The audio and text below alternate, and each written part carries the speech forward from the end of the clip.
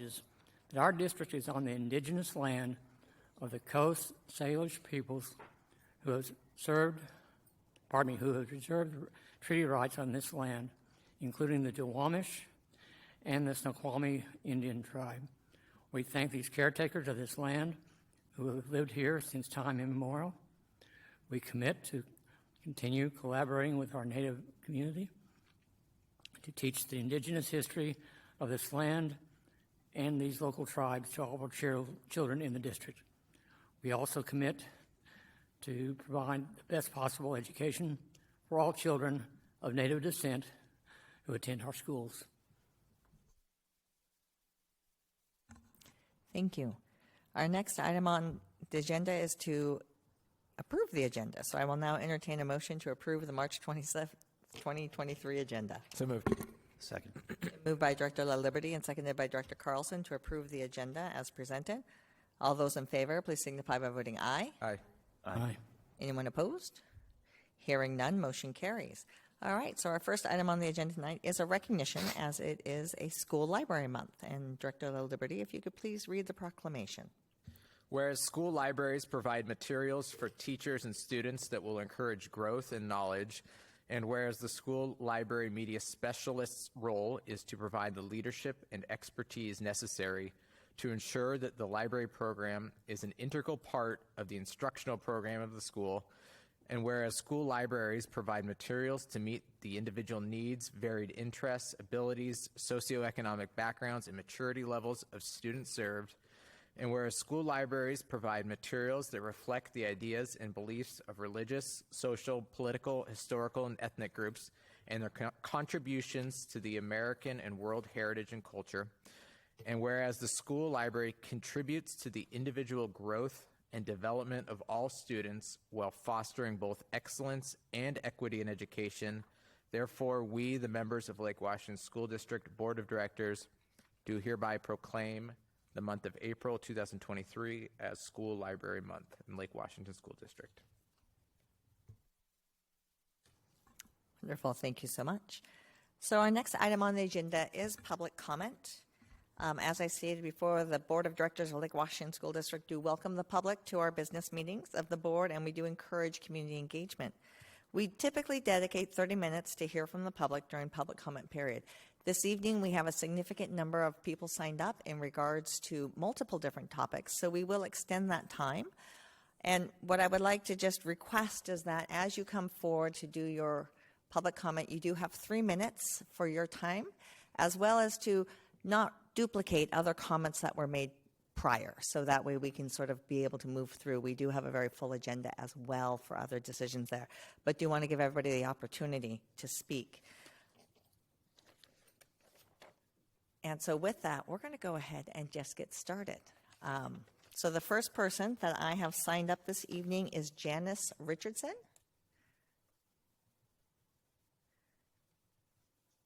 Okay, we just wanted to confirm. All right, so our next person is Zine Wang.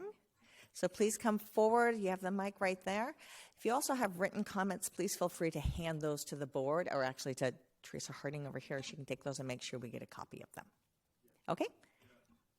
Thank you. Go ahead. She's working on the signal. We got to get your mic on. Okay. Could you tap the microphone just so we can... We're working. Perfect. Okay. Feels like racing a car. I don't know. So yeah, thanks so much for giving me the opportunity to speak. And I'm here to call the board attention to the unfair selective standard for students who currently enrolled in the private school for the accelerated program. I sent an email to the Miss President and also the Dr. Holman. Thanks for the response. And it's especially for the environmental domain factors when considering the students who need bilingual support. Take my son as an example. He spent a fair amount of time overseas due to the COVID. And after he came back, he struggled with his English, but he is enrolled in a private school. We didn't got the opportunity to get evaluated or enrolled in any kind of the public recorded program like mentioned in the emails.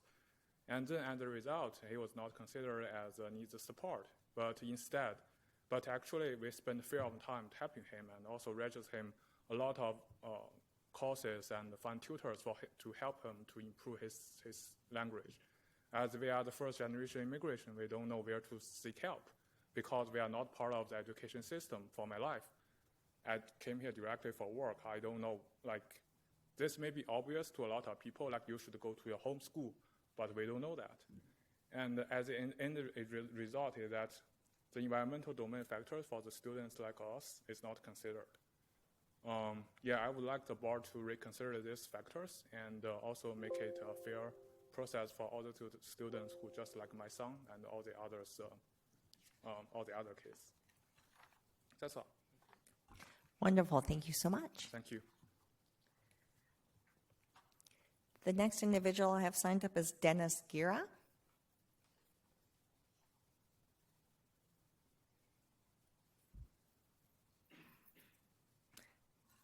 Okay, how about Nora Gira?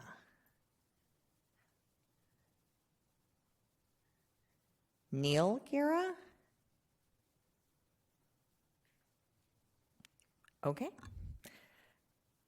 If they do happen to show up, please let me know and we will figure out how to work with that. The next individual I have here is Anaga Kudajala.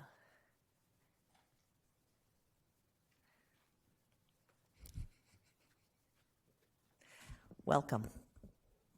Hi.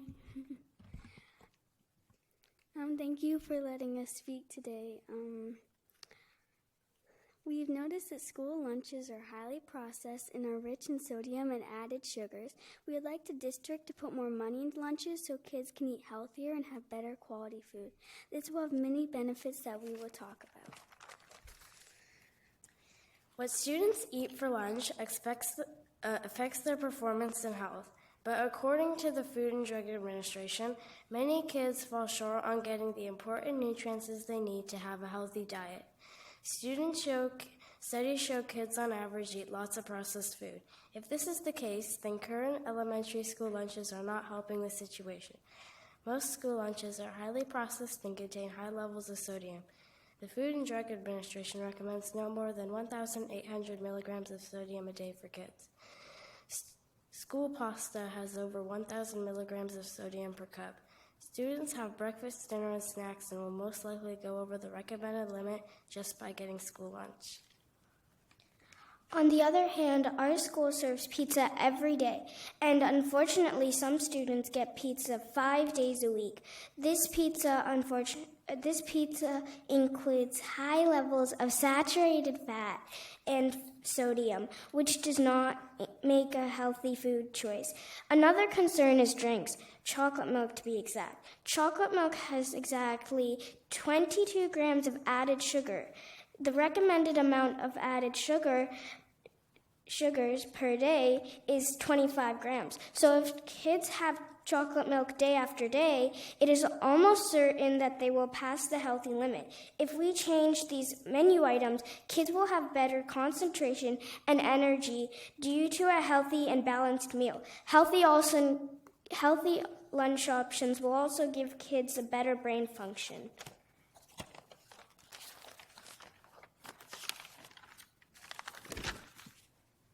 We would like to propose the idea of around-the-world lunches, where each day of the week could be a different country's food. For example, on Chinese Day, the school could serve dumplings, noodles, and spring rolls. And on Indian Day, the school could serve naan, paneer, roti, and curries, and butter chicken. With this, it will help kids out of their comfort zone. Like, if kids like to eat unhealthy, we'll give them better choices if they buy lunch. And not just pizza every day, because it may be the only thing they like that the school provides. All in all, school needs to start serving better lunch options so students can be and feel their best. Thank you, that is all.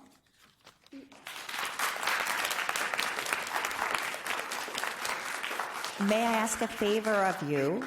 Could each of you just tell us your name so we know who each one of you are? Well, I signed up myself. I'm Anaga Kondojala. This is Alina Friedenfeld, and this is Stella Rickert.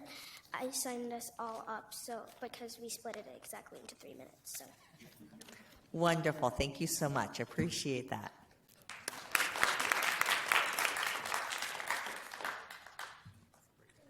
Very good. They did. All right, the next individual I have signed up is Andrei Stasiuk.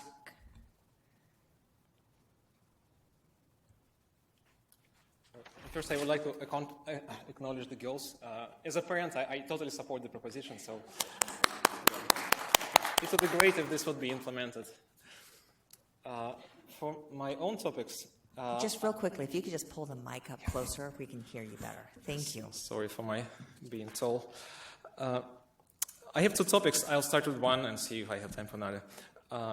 I'm speaking on behalf of district parents whose children are currently in middle school Quest or joining the program soon. Last Thursday, the district proposed that it will discontinue offering self-contained science classes in middle school Quest, starting in the next school year. As community parents, we are deeply disappointed in the decision, which was made without any significant community input, nor is it backed by research. Highly capable learners need the opportunity to progress through curriculum at depth and with accelerated pace, without artificially imposed limits. We would like to remind that in Washington State, for highly capable students, accelerated learning and enhanced instruction is legally considered access to basic education. The Accelerated Programs Office has quoted science as not being a subject that is assessed when determining eligibility for services and allowing integration opportunities for students in the program with their non-program peers as some of the reasons for change. We strongly disagree. It is unreasonable to assume that children who are capable of scoring in the 98th and 99th percentile nationwide on an expensive battery of eligibility assessments would have failed the science test if it were to be introduced. We parents chose the Quest environment for our children in part because of the significant benefits that are proven to occur when highly capable students are grouped together with like-minded peers. This extends past the academic to equally important social-emotional benefits. The self-contained Quest science classrooms allow students to advance through the curriculum at an accelerated pace and leave room for deeper discussions all the way to college-level studies and get a head start on the path to a potential future major. With the decoupling of science, the program no longer differentiates itself, quote, to meet the unique needs of students beyond general generation. It also markedly diverges from the recommendation of the National Association of Gifted Children, which it claims to follow. We believe this drastic change in highly capable education at the middle school level is not supported by the community. We urge the Accelerated Programs Office to reinstate science self-contained classroom in middle school Quest and are currently collecting families' experiences and expectations in support of our call. Thank you. Thank you. I assume I wouldn't have time for one more, right? Or maybe in the end. Was that 3 minutes? I didn't see the sign. It's Go ahead. Thank you. Now I'm acting on behalf of many middle school parents, not only Quest. At the last board meeting, the district has adopted new start times for the upcoming school year with the goal of improving sleep routines for high schoolers. Unfortunately, instead of solving the problem holistically, this change shifts the burden of sleep deprivation to middle school students, who will now have to wake up 40 minutes earlier than their high school peers, while still requiring 1 to 2 more hours of sleep compared to teenagers, according to ASM, AFP, AP guidelines. Superintendent John Holman, doctor, said that the research basis for this change was compelling and clear around the benefits for our high school age students. Unfortunately, he didn't mention that almost all evidence used to justify the decision advocates for later start times and sufficient sleep for all adolescents aged 10 to 19, including both middle and high students. All leading U.S. medical authorities, American Academy of Pediatrics, American Academy of Sleep Medicine, Medical Association, Society of Behavioral Medicine, and even the CDC have independently issued statements urging educational institutions to implement start times no earlier than 8:30 a.m. for both middle and high schools, whereas none of the research referenced by the Start Times Committee justifies a decrease in sleep duration for middle schoolers compared to their high school peers. We also independently analyzed the data from 2 thought exchanges that were held by the committee. In the first poll, the majority of respondents, about 60%, were equally concerned with start times for multiple age groups and did not single out high school students and their need for sufficient sleep. Out of those who talked about middle schoolers explicitly, only 4 thoughts, less than 2%, entertained the possibility for an earlier start for this group. In the second one, we identified only 11 thoughts Less than 1% of those preferring option 1 that explicitly supported an earlier start time for middle schools, mostly because of after-school activities. The majority of the respondents justified their preference for option 1 as a forced alternative to protect elementary start times. Notably, more than 1,300 respondents, if you sum up the buckets for support, no change, and neither option, outnumbered than those supporting either of the proposals. With both research and community opinion supporting reasonable start times for all age group, we urge Dr. Hallman and the board to adhere to the committee's guiding principles of doing what's best for students and the district's own elevate priorities with focus on equity and well-being. And rather than implementing an unsustainable option that unfairly disadvantages one of the age groups, continue working toward an equitable solution that promotes well-being of all of its students. And on the practical note, we do have some suggestions that we'll follow up with to the board, which could be practical and maybe options that the board and the committee haven't explored, so stay tuned. But please know that we, as middle school families, are not so happy, and we want an equitable solution for all. Thank you. Thank you.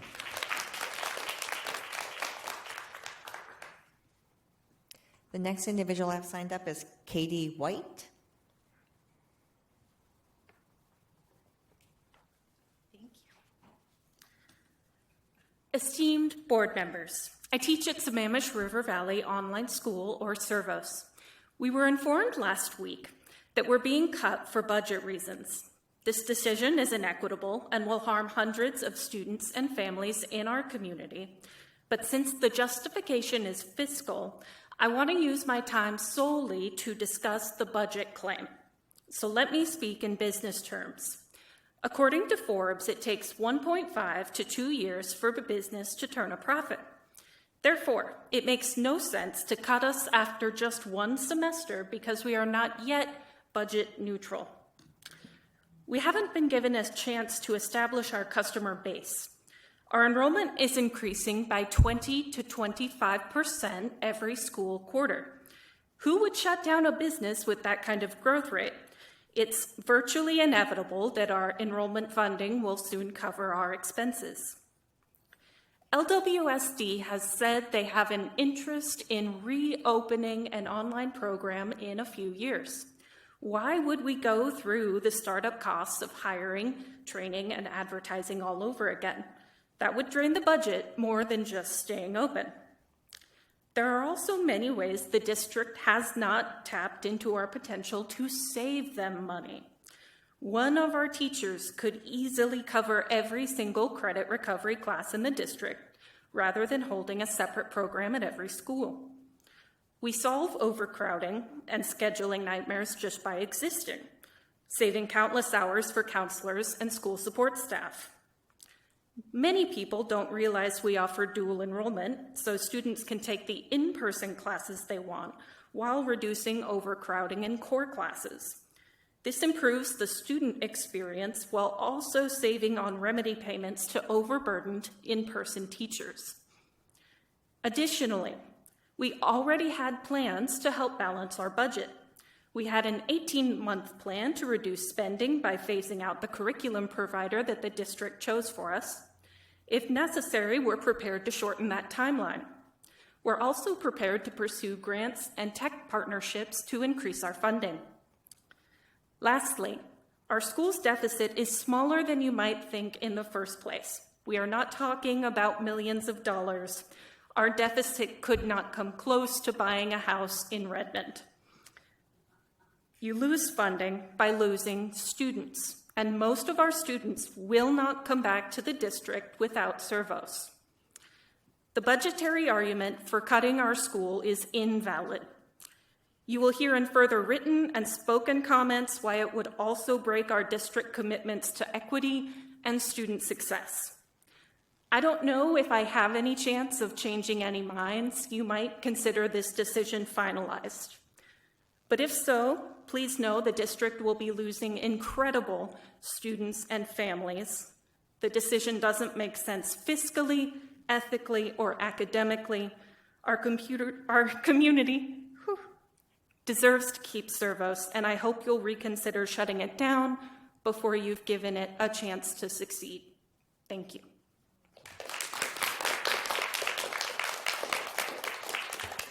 Thank you. Our next individual signed up is Emily Cloward.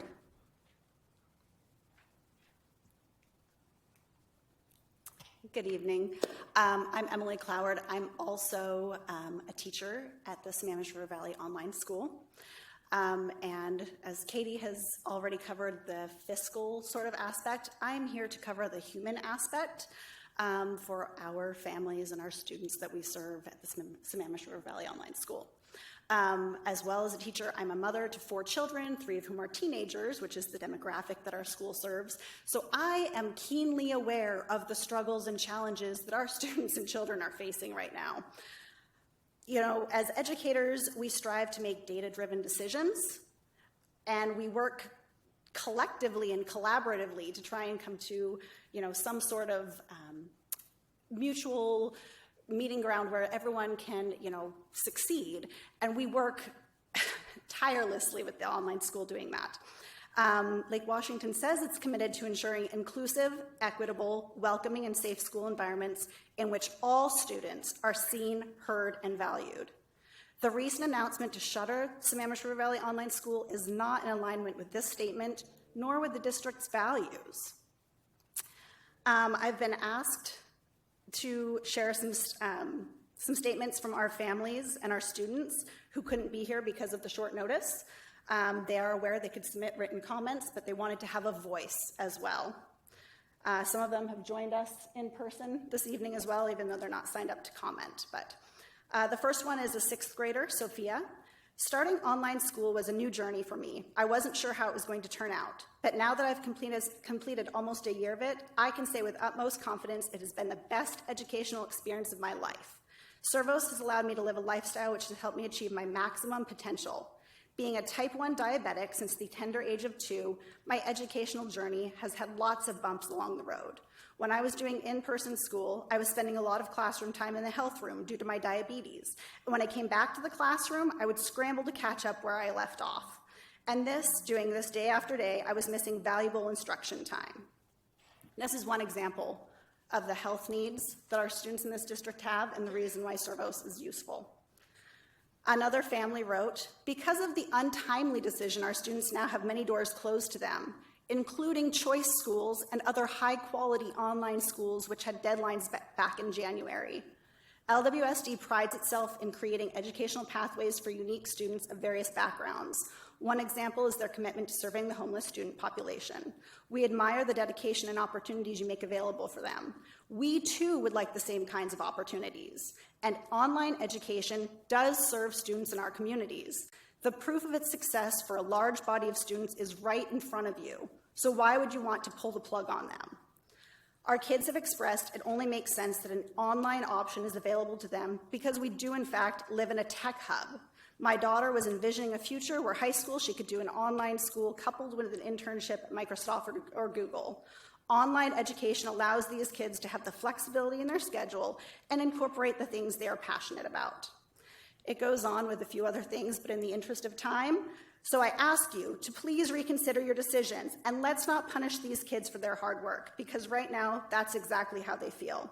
And I would echo the sentiments of our students and our families and ask you to please reconsider this decision. I wish we could have done this sooner. I wish there had been a study session. I wish someone would have asked for input from our students and our families before the decision was made. Please reconsider. Thank you.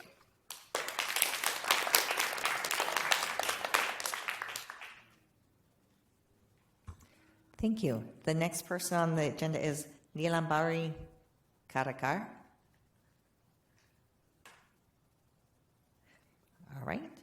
So Kirsten Hadalek.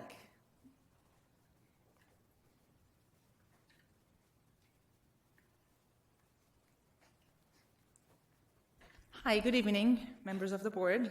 Thank you for the opportunity to speak tonight.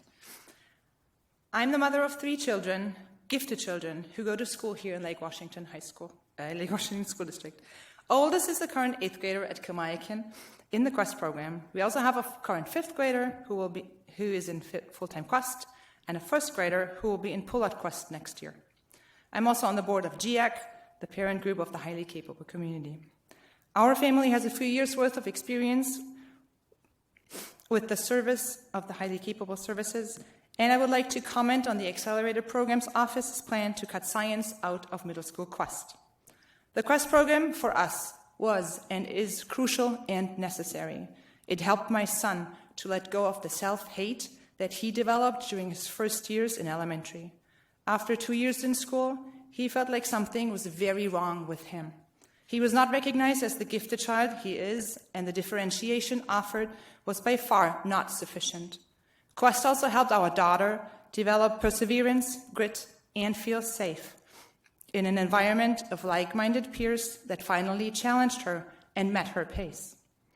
The current middle school Quest program offers self-contained classrooms for our highly capable students. In most of these classes, they are not receiving an accelerated curriculum.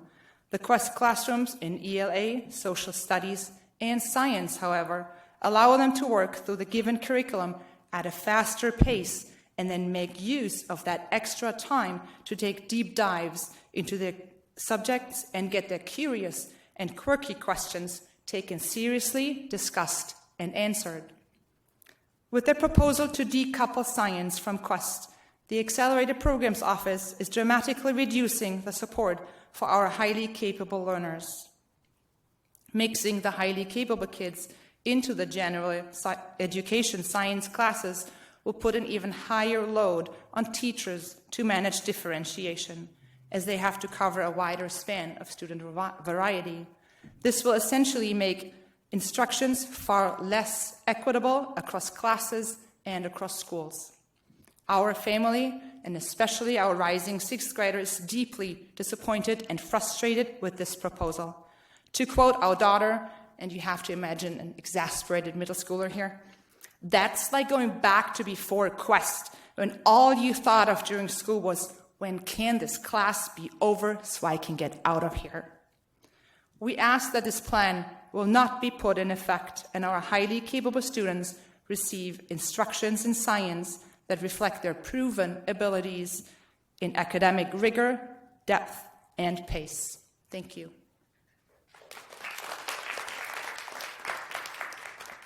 Thank you. And Valerie Horvath?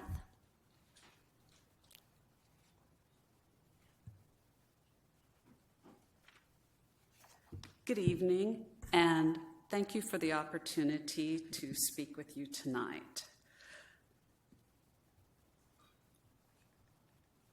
There we go.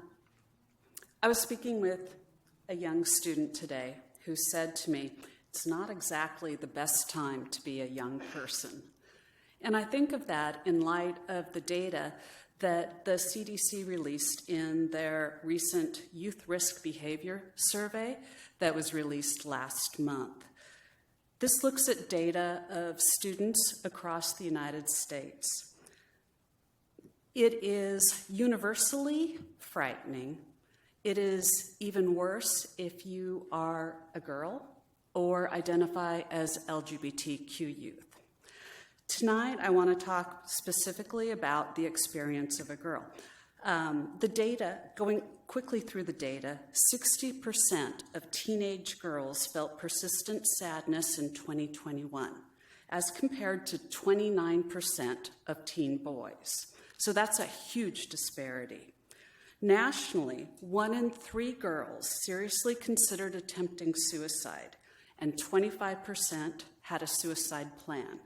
Locally, in King County, which is what I have data for from the Healthy Youth Survey, 26% of 8th grade girls seriously considered suicide in the past year. 12% of those 8th grade girls reported attempting suicide. This is King County. Nationally, 1 in 5 teen girls experienced sexual violence in the past year.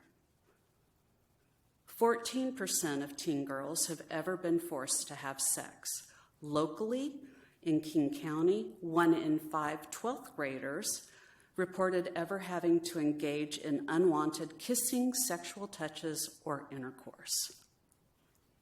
The data are gut-wrenching for girls, and unfortunately, they reflect too accurately what it's like to be a girl growing up.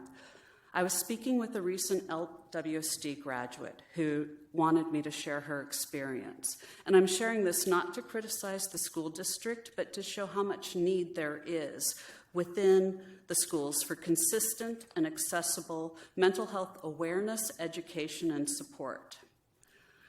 This girl's parents chose an academic choice school because they felt they were doing the best for their child. In middle school, she developed anxiety and depression. She was self-harming. Her parents didn't understand. They said, "You don't actually have depression, it's an attention-seeking behavior." Mental health education, she doesn't remember having any, either in middle school or in high school. And she says she certainly didn't have any education or support when she really needed it, when she was in crisis. Mental health was stigmatized by other students, and it was inconsistently treated among teachers, which increased her isolation.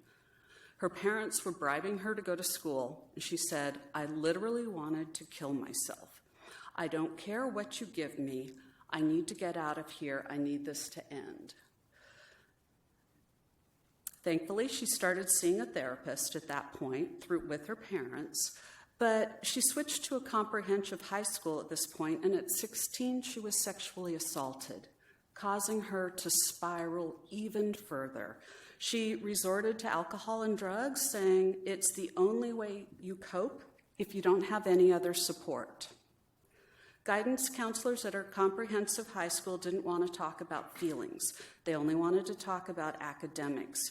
She says, "My counselor didn't want me in, she just wanted me out." Eventually, she switched to Running Start. She graduated, and I can say she's doing really well now, and is in a master's program in social work. This experience she is using for the better and to improve her world. But what she wanted me to tell you, what she wants you all to hear, is that there needs to be better supports in schools, within schools, for mental health. She wants you to ask students, all the students in the district, what would be helpful to them to normalize mental health and to get resources into the kids when they need those resources. The data the CDC shows us nationally is reflected in where we live right now. And I thank you very much for listening to her story and considering what she has to say. Thank you. Thank you.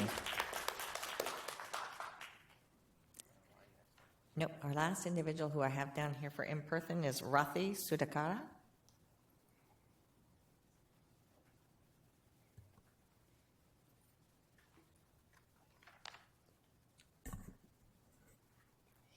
Good evening, Lake Washington School Board members.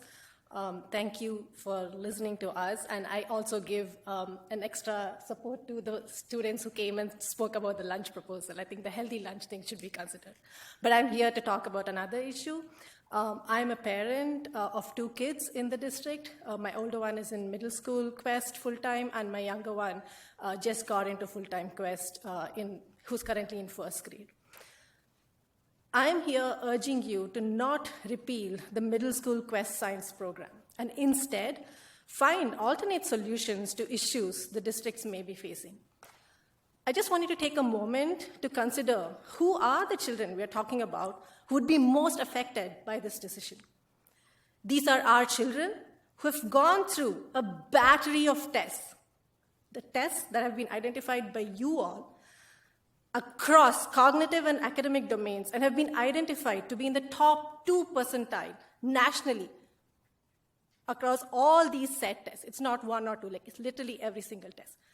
Just sit with that for a moment, right? This basically means there's just 1 or 2% of students across the country who perform better than these students in these tests. And I know these tests have flaws, and you know that, but this is still a data point that I think is critical to understand. And we know that Lake Washington has one of the most stringent requirements in the country, as well as we have some of the most brightest and motivated, highly motivated children across the district. What this means is that the ones who qualify into this program are truly advanced learners. In addition, I want to make it clear that I do recognize that there are a lot of children who don't qualify are also among the brightest children in this country. We truly are an amazing district. This current proposal eliminates middle school Quest Science and wants to bring Quest students with their non-program peers, as it said in the email that we received last week. That means that the onus is now on the teacher who has to differentiate at a scale that can be from one end of the spectrum to another. I'm really curious to see what research does the district have that shows that this kind of differentiation can be done successfully. Aside from the middle school review committee, which disappointingly was not in any way a true representation of our community, what other research has been done by the district in arriving at this proposal? Anecdotally, Kirsten shared, and I can share many parent and teacher voices who've said that this level of differentiation is practically impossible. What this means is this proposal will do a real disservice to all children. Instead, I urge you to be a trailblazer. One alternate solution is to identify non-program students who qualify based on some clear metrics to be in a Quest Science classroom and integrate them into the Quest Science classroom, just like you have done it with Algebra 1 in our district for many, many years. I'm sure you have the data to show that this has helped all children be better and succeed in whatever pathways they choose to do after their high school. Finally, I want to end by saying that this proposal was not the result of true collaboration with the community, which truly makes me feel very sad. We are your partners, and it is our children and their future that will be impacted by these decisions that are not based in any research, practice, or collaboration. Please consider truly partnering with us to find a solution that is ultimately equitable and will continue to provide excellent education to all our students. Thank you.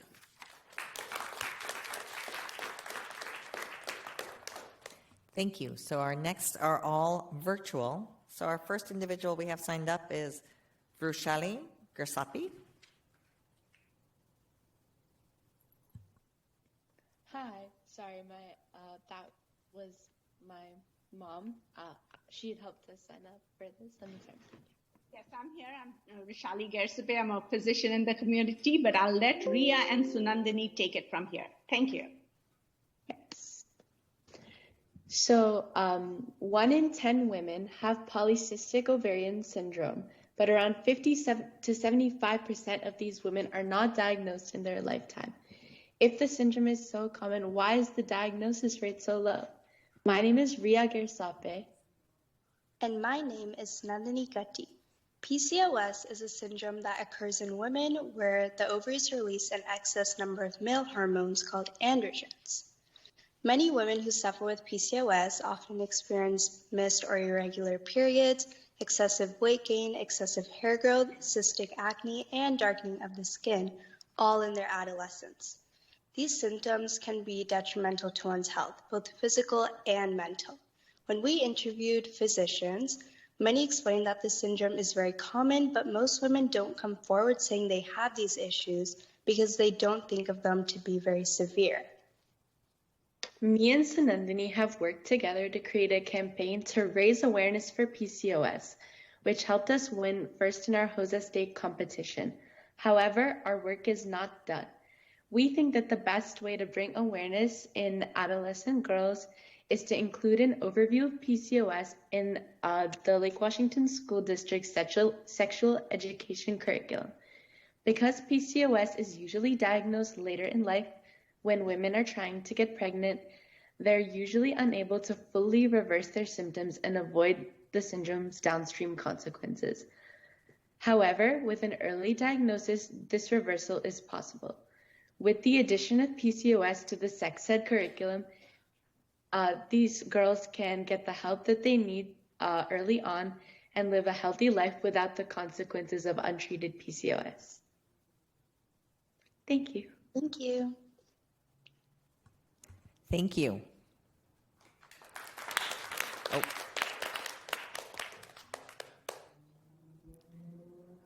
Vrushali, I think you're speaking, but you might be on mute, so we're not hearing. Oh, I am so sorry. I'm so sorry. I just wanted to thank you for giving Ria and Sunandini a chance to present this. This is something that has been close to my heart. I see a lot of adolescent girls who struggle with eating disorders, the weight issues, the excessive hair growth. And honestly, this is, of course, linked with diet and exercise, but it's also linked with less awareness of PCOS. And something like this, I mean, we know our kids are very tech savvy, and I think they would really read upon this and hopefully come to us, pediatricians, primary care doctors, psychiatrists, let us know that, you know, they are going through this so we can bring them timely help. So this was, I highly encouraged my daughter and a friend to do this as a project, and they definitely proved themselves. So thank you so much for giving us time here. Thank you. Thank you. So our next individual signed up is Manar Shaban Bakora. Yeah, thank you. Thank you so much for this opportunity. I am a Lake Washington School District staff, but I am here as a mom today. I would like you to be aware of an issue that is probably going to be impacting a few students. My son is one of them. We love our district because it gives our students opportunities to be college and career ready. And my son wants to take advantage of that. He wants to be a student at Wanik next fall, as well as a student that is able to take AP classes at Redmond High School. And he's in the same situation as a few other friends that he has at Redmond High School.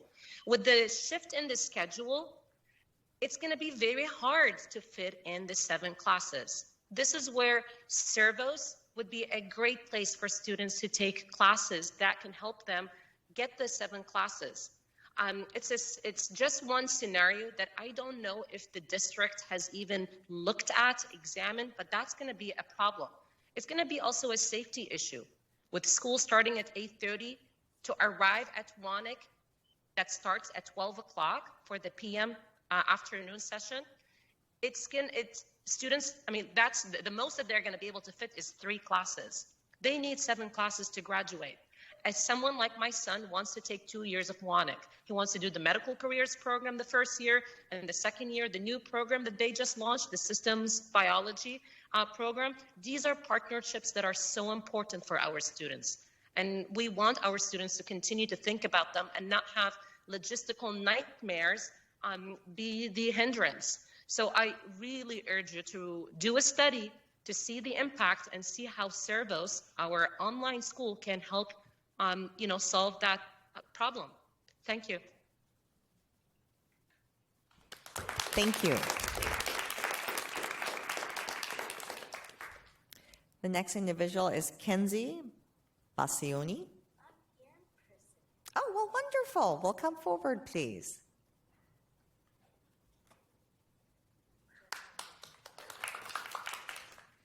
Thank you. If you can just pull the microphone down when you get the chance, that'd be great.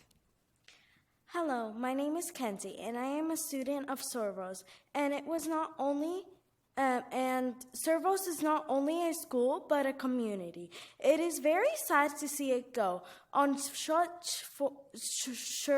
short notice. And what about the students that already have plans for it and can't find an alternative that works for them and their families in such short notice? We got used to the system, environment, teachers, and style. It's hard to bring back a traditional setting. It shows in person has more bullying and peer pressure that slows down their academics. Thank you. Thank you. Glad you were able to make it in person tonight. Good to see you. So the next individual we have signed up is Suvik Sarkar.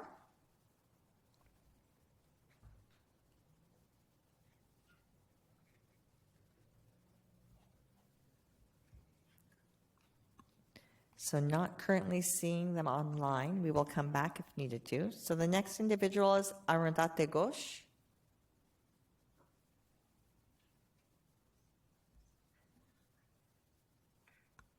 Okay, so our next one is Zoe Pilgrim Placey. Hi, thank you. I'm very thankful for this time so that I may share with you about Sammamish River Valley Online School and why it's been so important for our students. For students that are on IEPs, 504 plans, and ELL services who have those. I am actually the IEP teacher here in our online setting. And at first I was thinking, okay, I'm going to share about why and it's important, my feelings. And I'm like, no. I'm going to do like what Emily had shared. I'm going to share the student's voice. I have over 50 students I've been in touch with over the past 2 years of our online school. And so I have a lot of wonderful comments that they have shared with me along the way. And I feel it's important for you to hear them as well. One of the main reasons, I'm just going to go through, I have about 6 of them to share.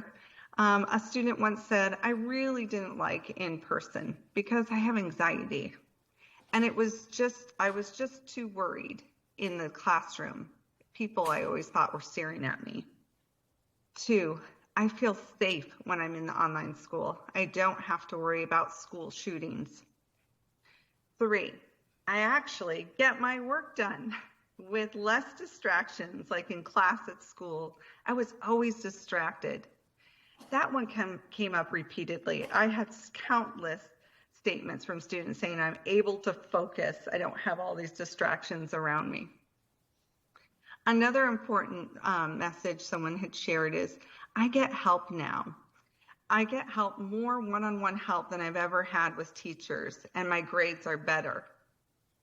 Another student, I remember this student last year, a middle schooler, had said, I get help now. You make math make sense. And so I just remember how excited he was being able to meet after class easily in our online setting. We can meet with students quickly. We don't have to take 10 minutes to run down a hall. And they're not, the other one that was really important is they don't feel stigmatized. They don't feel like they are being signaled out because they have their IEP. When we help them in a classroom, and again, the secondary, it's very important that we don't make any student feel so different that they feel bad about the difference, right? About their learning differences, I mean. And so specifically in regards to this. So again, I could share only how I feel personally, but it was important for me to share what the students have said, because again, honestly, school is about students and their success, and students succeed more when we listen to what they have to say. So thank you very much for your time.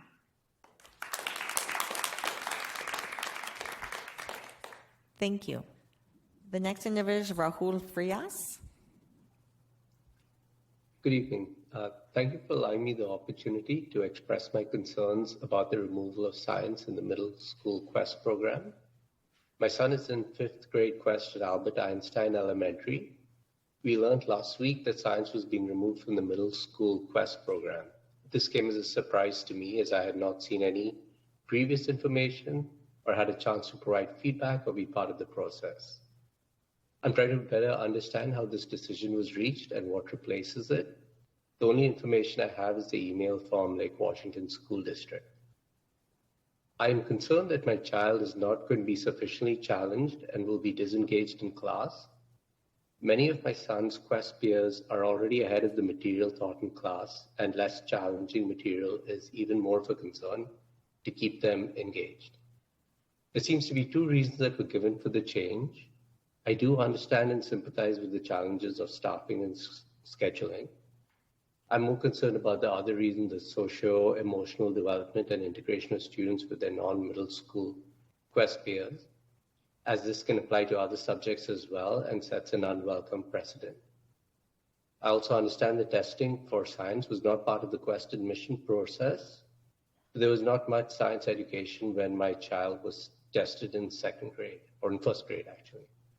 I urge the board to reconsider the decision and hope that there's an opportunity even for elective classes for students who are ready and capable for more challenging material in middle school. Thank you.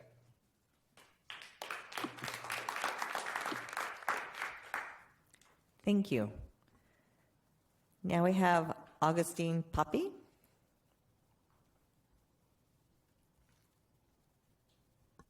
Hi, I'm Augustine and I'm in 7th grade at Sammamish River Valley Online School. I want to tell you the reason why this online school has been so helpful for me. I have juvenile ankylosing spondylitis, which causes chronic pain. When I had to do in-person school, it was hard. Even with the accommodations, it was still painful doing other things kids could do, like sitting in a chair, walking up and down stairs, and just things like that. I don't want to have this happen again. When I started online school, my parents were very skeptical of it, thinking I would learn better or do better if I were to go in person again. But in reality, I've learned better from online school. In fact, my grades are better than they were in person. Not only is online school better for me physically, it's better for me mentally. When I need a teacher for something, I can immediately get help, either from emails or from meetings that I can have with them, which was not an option for me in person. Another reason I've struggled in the past with school is because of my social anxiety. Felt like I was constantly being judged by others and had a difficult time maintaining friendships or just making friends in general. No one understood what it felt like or how it affected me. I felt alone in school. When I first started online school, my anxiety was pretty bad. But as I started to warm up to my teachers and classmates, my anxiety soon became better. It was more like instead of just having a class, I had a community. More people understood what it felt like and what I was going through. The thought of losing this connection I have with my teachers and classmates and friends feels unreal. I just want to make sure the district understands the real consequences this decision will have on all of the students of Sammamish River Valley Online School. Please reconsider your decision. Thank you. Thank you. So the last person I have signed up for virtual is Kunika Sood.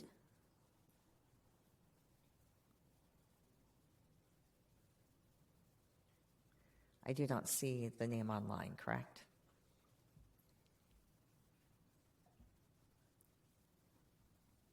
Okay, then with that, we will end the in-person and virtual public comment for the evening. We did receive written comments from a variety of different individuals, some in regards to the importance of choir in the Lake Washington School District, additional comments in regards to the science in Middle School Quest, and the Servos closure of the schools as well. So thank you all for being involved. We also have the boundary change is the other piece that is in here. So with that, thank you all very much. That ends our public comment, and we will now move on with the rest of our agenda. You can feel free to stay for what's going to happen. Typically, just so a heads up, with public comment, this is a time where the board is listening to what is provided. It is not a time that we engage back with the people who make the comments. So I just want to let you know that. You're more than welcome to stay if you would like. However, we will be continuing with our board meeting as well, and you can get up to leave at any time that you would like. So with this, the next item on our agenda is the approval of the March 27th, 2023 consent agenda. And I will now entertain a motion to approve the consent agenda. So moved. Second. It's been moved by Director Stewart and seconded by Director LaLiberty to approve the consent agenda as presented. Dr. Holman, will you please poll the board? Yes. Director Carlson? Yes. Director Stewart? Yes. Director LaLiberty? Yes. Vice President Choi? Yes. And President Bleasner? Yes. And so with that, the motion does carry. Dr. Holman, could you please summarize the donations that were provided? Yes, in the board's packet tonight, you have donations totaling just over $46,000 from PTSA and from other sources. These donations come in and allow us to provide extra programs and services to students, provide unique opportunities that otherwise we would not be able to provide. So we thank that anyone who provided donations because it does benefit our students. Thank you. So our next item on the non-consent agenda is a student services program update. So I will pass this off to Dr. Holman. You can give the introductions. Yeah, absolutely. So tonight, Director of Student Services Johnny Fu is here to provide the board with an update around middle school mental health supports. You heard tonight in public comment some of the data that the CDC released, it was a couple of months ago, and I know we saw those data. We analyze our Healthy Youth Survey data, and so as you know, one of the budget proposals being put forward is to maintain middle school behavioral health services at the current level. And tonight, Johnny will provide you with an update around really the rationale for that, the program model, and just some of the benefits that our schools are seeing, some of the data around the services actually being delivered to students. And so with that, I'll hand it over to Johnny.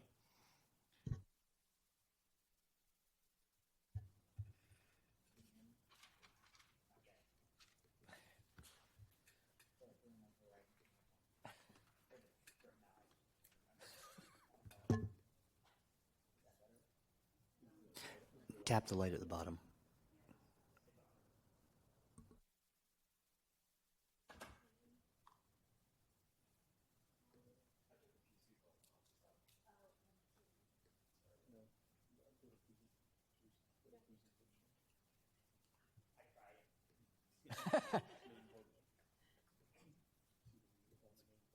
It's Mike Reynolds affecting you from this distance.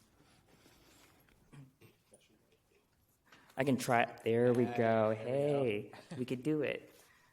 Good evening. I really appreciate the time to be able to get in front of the board as well as our community, our school community, and talk a little bit about the work that has been ongoing and sustaining over really, I would say, over the past 7-8 years. And it's been a development, it's been a growth, and we also had the pandemic. And the pandemic absolutely required us to do some response and some programming and realignment. And so I'm excited today to share with the board some of our efforts and sustaining efforts as we move forward. Just really brief, and I always want to say, why do we exist? Why does Student Service exist? And our mission as a department is really about making sure that each student, as you walk through the building, that you feel like you matter, that you know that you matter to us, you matter to each other, that you have a sense of belonging, that you're a part of a school community and a larger community, as well as feeling psychologically and emotionally safe. With that, our vision is around equity, that we are able to help remove some of the persisting, predictable identity markers that predict student outcomes. And that's how Student Service comes with our mentality and our mindset around how to support students' social, emotional, and behavioral well-being. And as you know, I know that we all would love to forget that we are just getting out of a pandemic, and the pandemic definitely did some disruption to not only our family or daily lives, but also the development of our young folks, particularly around the social isolation that our young people face during this time. Doesn't matter if you were 18 at the time to just starting your academic career as a 5-year-old.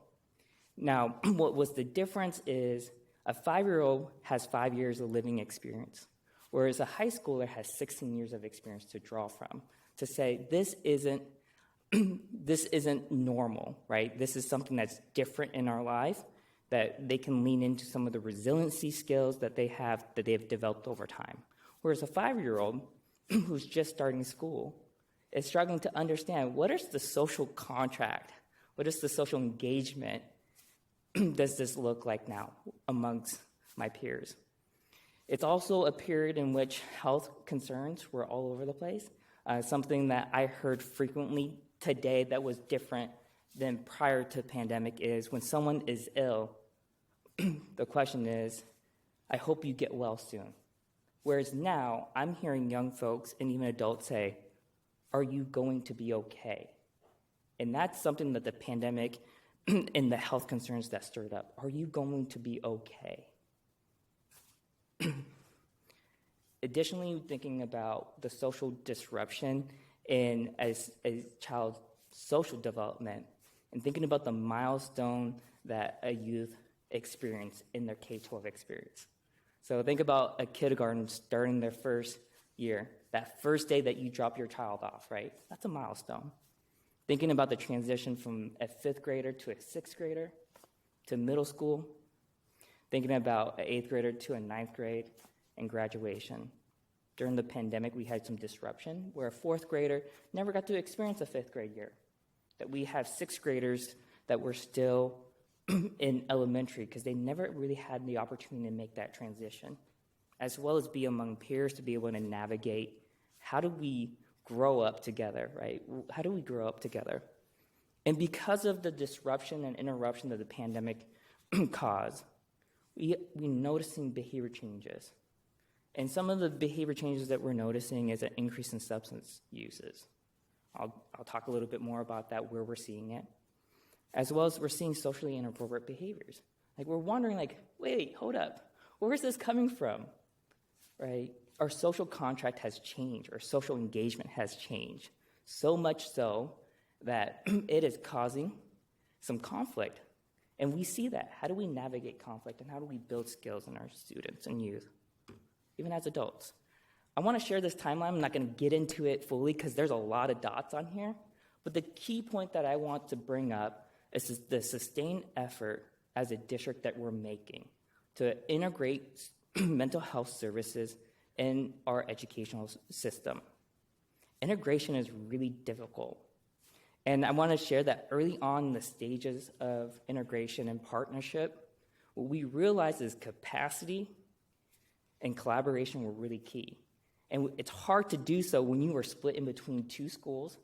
For instance, a high school, if you're split between 2 high schools with 2,000 students, it's pretty hard to think about building capacity and collaboration. It's sort of like putting out a fire, right? Like, hey, I'm here for 1 day, I'm here for 2 days, and hopefully I'll catch you, but if not, just tell me where the fires are. And over time, as we recognized that the collaboration and partnership was really key at integrating and attending to students' social emotional needs in terms of the mental health needs that are in our building, we began to grow our capacity and our resource in terms of individuals and trainings.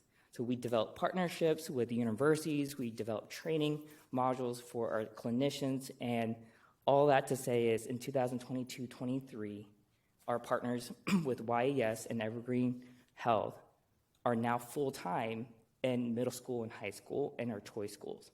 That is huge progress that we've made in the last 7 to 8 years, and I want to thank our community for the continued support and sustained effort to get to this point. Now, we still have work to do because integration is not easy. It is very difficult to continue to maintain and continue to be flexible and align our work. But I want to share some really important highlights that we are seeing in our buildings. I just want to give a huge shout out to our buildings because I get the opportunity to get in front of you tonight and to our school community and say, here are the great things happening, but the true work is happening in the buildings. It is happening with our school counselors, our school administrators, and our partners, YES, to be able to make this happen, to really believe and sustain this work in collaboration, to say, hey, what can we do together to meet students' needs, just not in terms of the intervention, but also the prevention and education that our community members talked about today.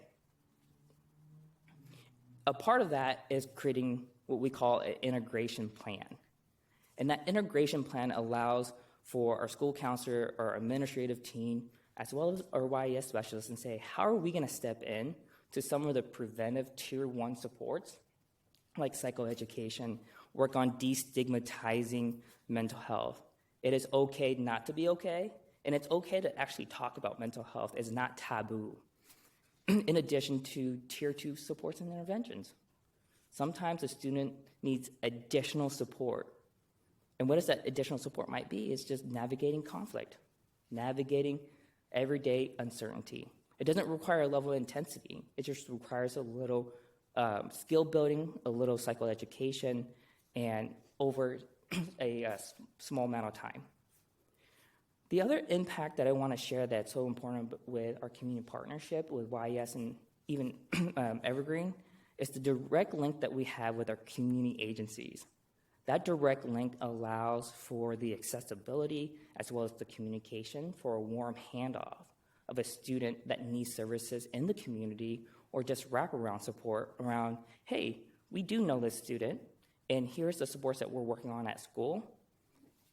Here's some of the supports that we need to think about in terms of for this family and in the community. Now, I highlighted some progress that we've made. There's also some challenges as well. And one of the things I want to outline and talk a little bit about is the acute needs of our students right now and the intensity of those needs. Now, the amount of students that we're seeing hasn't necessarily changed, but what our students are showing up with is pretty intense, which requires us to be really collaborative and really think about how do we respond. And when I talk about acute needs, I'm talking about the debilitating anxiety that we're seeing in some of our students, school refusal due to mental health concerns and challenges, as well as depression. The other piece that we're also noticing is cases of substance abuse, particularly at the middle school level. That the substance abuse that we are noticing is so pervasive and intense that it's impacting not only the student and harming the student, but also potentially creating safety concerns for the school environment. These are cases that, as a team, we're trying to work on and collaborate around and trying to access community. Here's a challenge. I said it as a highlight. I also want to highlight it as a challenge is some of the intensity of case that we're handling and dealing with in terms of our student needs. There's also limited availability in terms of services in our community because regionally, we're dealing with the same thing. I'm a part of a collaborative that meets bi-weekly. And the question that we constantly ask is, where do we know that have beds open or services that can take students who need short, intensive services? And I'll tell you, it's very hard. And we are dealing with some very intense, challenging cases that we continue to problem solve, but we are waiting for our community partners to be able to have open accessibility, and we continue to work through that. I want to share some data points because we talked about highlight, we talked about challenges. Why is this work important? And this is just the first semester of our middle school behavioral health integration. We've had over 15,000 connection points. And when we think about connection points, we're thinking about Tier 1 and Tier 2. And what our community members said today is that the education, the prevention education, the mental health education is really vital. Well, we've had 15,000 connections, and it's amazing to see the opportunities in which our school counselors as well as our mental health clinicians be able to work side by side to deliver educational opportunities like suicide prevention. Go in the classroom and talk about mental health education with students. Create opportunities for family to ask questions. Engage with staff around what is mental health and what are ways in which we can support and step in that doesn't require us to be a therapist or require us to have a mental health background. What are ways that we can engage with our students so that they are seen and heard? Now, I talked a little bit about the intensity that we're continuing to work through, and we've had over 3,000 service hours to address some of those intensive needs. Some of those intensive needs is actually responding to a student who present and may have plans to take their life. You know, I say that with some gravity because we've had 33 suicide risk assessment. Without our behavioral health support specialists, that service may not have been there. As well as 110 safety plans. And safety plans are developed so that a student can access their educational experience knowing that adults in the building care about them. And they know what triggers them and how might they support. That's amazing. That's absolutely amazing that we can create that in our buildings to be able to communicate and collaborate to make sure that a child knows that their needs can be met and there's a plan to be able to support them if and when challenges arise. The other part that I'm really proud about and I'm excited that we're able to do is really respond to elementary concerns around suicide ideation and risk consult. Every behavioral health support specialist is tied to a learning community. And when an elementary school has concerns, because we are seeing concerns at the 4th and 5th grade level and at times at the 3rd grade level, to be able to say, hey, we can help you out with that. We can help you think through if there's actually risk. What are the next steps? How do we help you develop a safety plan if needed? Or how do we help you access services beyond this conversation with the family? The other point that I want to make that it's vital to really highlight is the 400 plus students who have had access to a mental health clinician in the building without insurance eligibility. I just want to say that because that's really important. That oftentimes when we think about mental health services, one of the barriers we think about is insurance. Well, as a school district, we've been able to solve that problem. That every child that walks through our door in middle school, choice school, and high school has access to a mental health clinician. That is rare. And I want to say our sustained effort around making sure a student has access to that is really vital. And that shows that 400 plus students are accessing their mental health clinician over 3 or more times. And that's because of the collaboration that we have with our school counselors, administrators, and our partners. So I just want to close with a few things, and you've heard me probably say this, is schools cannot do it alone. That partnerships is really critical and key because mental health extends outside our school boundary. And I would say also it comes into our school. And our schools are the epicenter for the behavioral health concerns that we see today. That what the pandemic caused in terms of disruption and interruption, it shows up at our door each and every day. And our adults in the building have to respond. And I think we're doing a pretty darn good job at trying to figure it out and problem solve and come together. Has it been stressful? Absolutely, it's been stressful. The level of intensity of acute needs that we see, there's days that it's very challenging that we walk out and say, are we making changes? Are we doing service? Are we doing just service for this child? And what's great is we come back the next day and we're problem solving and we're figuring it out and say, okay, let's figure it out. Can we ask this question differently? Or can we call this partner and ask them what might they know that we can access? And finally, the board commitment has been pivotal and vital. And so I just want to thank the board for its continued sustain and commitment towards this work. So that's me. Thank you. And I just also, And I just want to also add that a plan like this doesn't just occur. It does take coordination, and I want to thank Johnny and his team for their ongoing commitment to this work, because this has to be fostered and nurtured on a day-to-day basis. It's relationships with multiple service providers and making sure that our service providers that are coming into our schools are bought into this vision for students and services in our schools. And so thank you for that as well, Johnny. I was just checking to see if there are any questions. Oh, Director Choi. I was curious around some of this data that you presented about students accessing supports.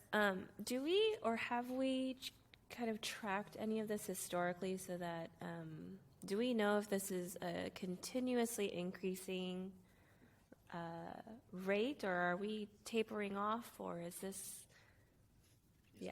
is there a trend?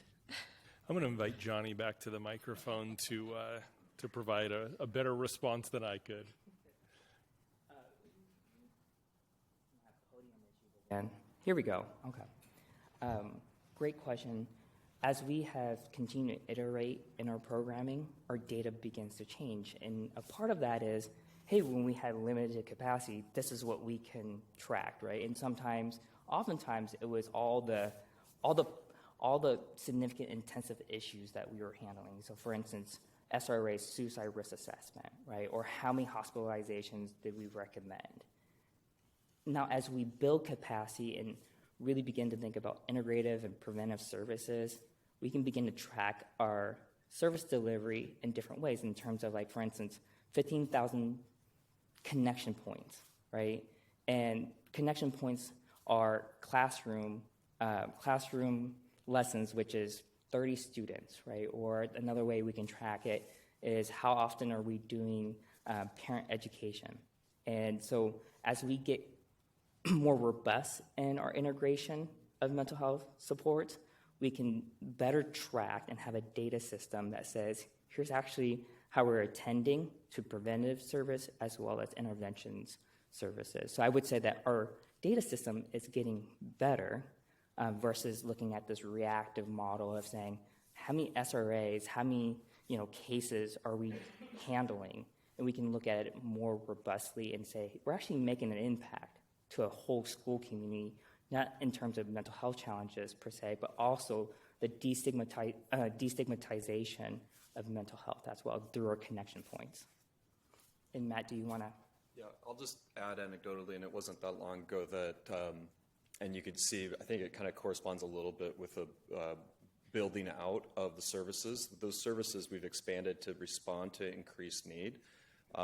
It wasn't that long ago where I would get a call for every suicide risk assessment to get actually connected, and it would be periodic. So it happened. There was still the high levels of concern, but not with the frequency with which we're seeing today. And it was unheard of that we would have been concerned around suicidal ideation for a student at the elementary level. It was actually pretty rare that we even would hear about it at the middle level where it would come up. So part of that is partly as we've built out services and have done some work to try to destigmatize that and doing a better job of tracking and making those services accessible. But anecdotally, we're also seeing a higher level of acuity with our students. And so increasing the level of services to respond to that need has been imperative. I think I'm going to learn from Eric and I statements. I have an interest in seeing data collected to ensure that we are properly funding and have if it's an increasing need, that there is increasing supports and vice versa. And it's hard to do that anecdotally. So I have an interest in seeing that data tracked in some format.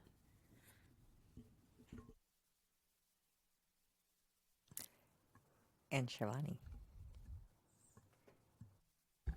I wanted to say, first of all, it's been really amazing to listen to your presentation and really exciting that there are so many mental health resources in place for middle school students. Speaking to that, I was wondering, do you have any data or has there anything been tried for high school, or is that a future plan as of right now? That's a great question. This evening I didn't focus too much on high school. We do have data points that is shared with us on a semi-annual basis, and so I'm more than happy to share that data. And to your point, Director Leah, I could definitely share a little bit more data. In terms of the high school front, I can share a little bit in terms of we're working to build our mental health literacy. So an example is at Tesla STEM, we're doing teen mental health first aid, which is directly a four-week lesson, about an hour of class time dedicated to mental health literacy that allows for 10th grade students to be able to identify what types of supports are needed of a peer, how to hand off a peer if a peer is in crisis, and what is mental health. Like when we talk about mental health, what do we really mean by mental health? And mental health is not about a mental health illness, but it's actually the well-being of an individual and what goes into it. So at Tesla STEM, we're testing out a pilot program called Teen Mental Health First Aid. We have some data on that too. We're on year 2 of implementation, and we're excited about that work.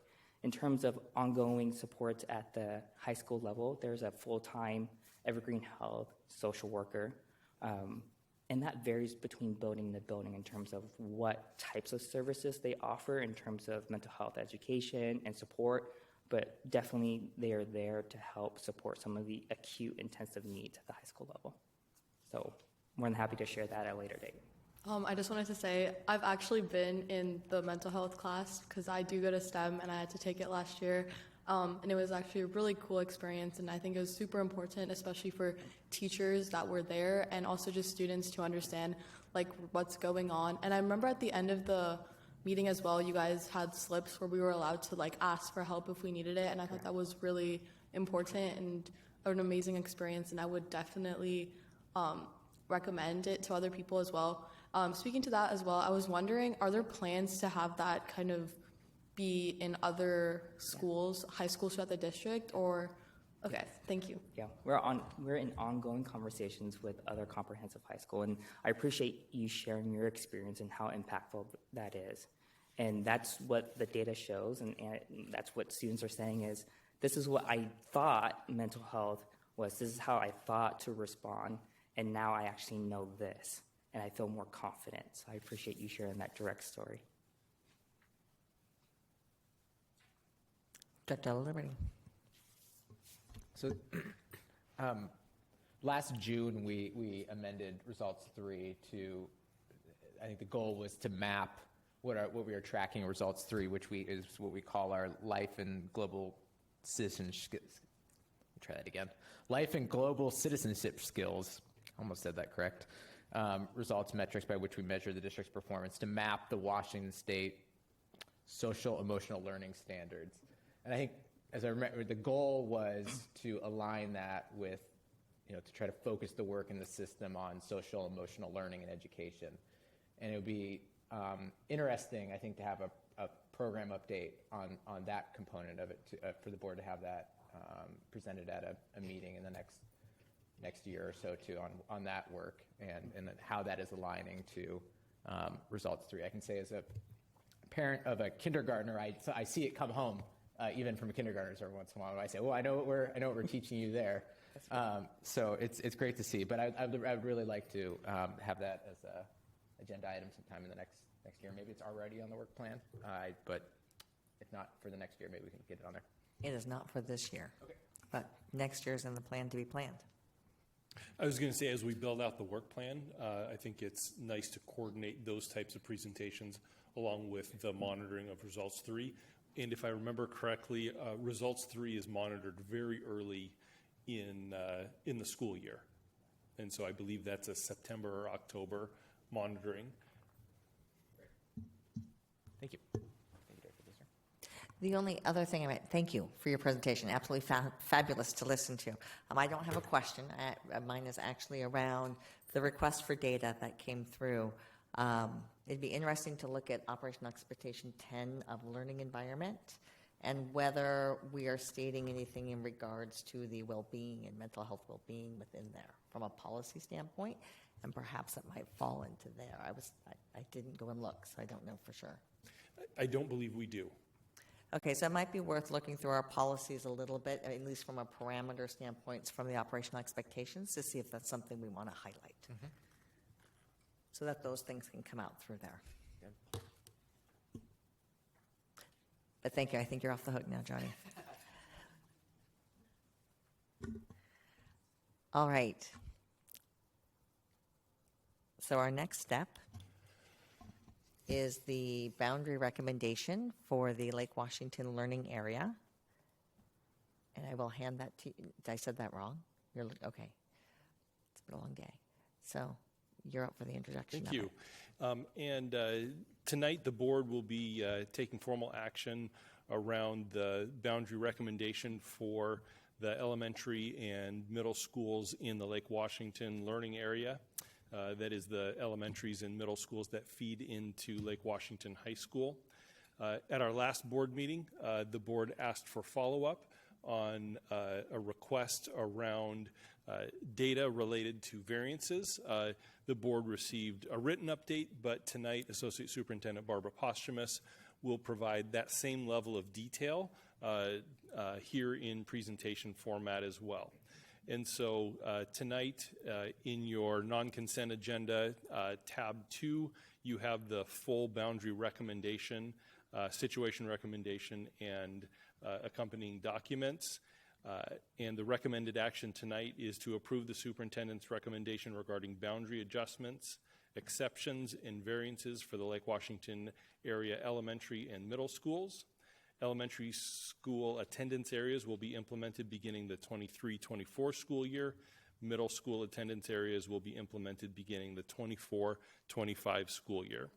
With that, I'll hand it over to Barbara to provide the presentation. Great, thank you very much. And again, as Dr. Ullman said, he asked me to provide additional data around projected enrollment given the questions about variances and could all variances be considered and accepted. So around those variance considerations, we did a data review, and it was important that we look at the enrollment projection for fall of 23 to determine if schools had space and if families could be accommodated. So we created two tables that walk through the estimates. The other thing that happened at the last meeting is we had just received updated projections from Flow Analytics. And so we created two tables, one with the current forecast and one with the updated forecast. And that walk through kind of the enrollment once boundary changes are made, exceptions processed, and potential variances. And it was important in order to use assumptions, you have to use the worst case scenario. So you have to assume that, given the example of Audubon and Rush boundary, that the Audubon students who are moving to Rush, that they all move, and then any Rush families that are asking or that are eligible for an exception or eligible to apply for a variance, the assumptions are that they the data assumes that those are accepted, and that's kind of that's the kind of the worst case scenario. So there's a lot of information on this slide, but this first table uses the current kind of enrollment based on our next year's registration data, plus our estimated incoming kindergarten enrollment. And so that's the data that closely aligns with our how we staff our buildings for fall. And so I won't go through every number, but again, at the top there is the current enrollment in row 1. In row 2 is the projected, again, current registration information.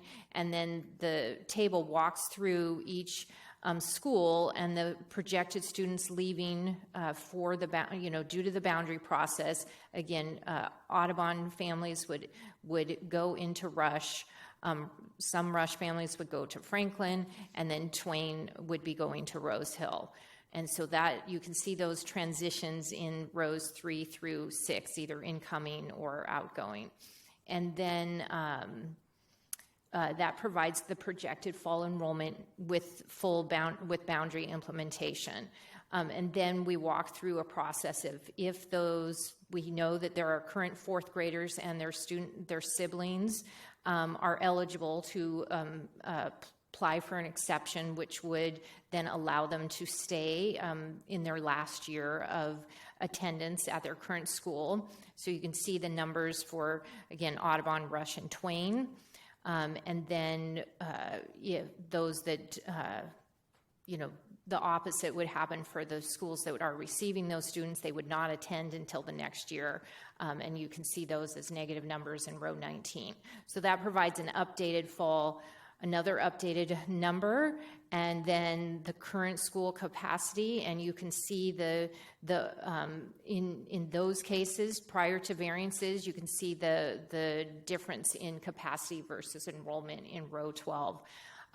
Then we looked at if all families that were eligible for a variance applied and were accepted. Row 14 is those potential numbers. We then added that to their projections, compared it to capacity. And so again, you can see that 2 schools, Audubon and Rush, would be over capacity if we accommodated all variances. And so, and again, the concerns with the additional classrooms they'd be using, again, their shared learning spaces, potentially for classrooms, they'd convert their art and science or potentially music rooms or other spaces to classrooms. And so we did the same we did the same exact exercise. This is table 2 with the updated forecast from Flow Analytics. And so I won't go through all the numbers again, but the bottom line was still both Rush and Audubon potentially over capacity. And again, we recognize these assumptions, or you have to look at each school in isolation. We know that both won't happen at the same time. So you can't have all the students stay at Audubon and all the students at Rush, but we have to look at the worst case for each school. So, so then we also, I'm just shared with you, this was the original forecast and the final recommendation. So on the very right, the green and yellow column showing the current capacity. And then we updated those, we updated that recommendation based on the updated forecast. And while it does show that Audubon, Franklin, Kirk, and Lakeview are projected to be just slightly lower in the 26-27 school year in the updated forecast, Rose Hill is really the same, and Rush and Twain are actually projected to be larger. And then Kirkland and Rose Hill Middle School are both slightly smaller than the original forecast.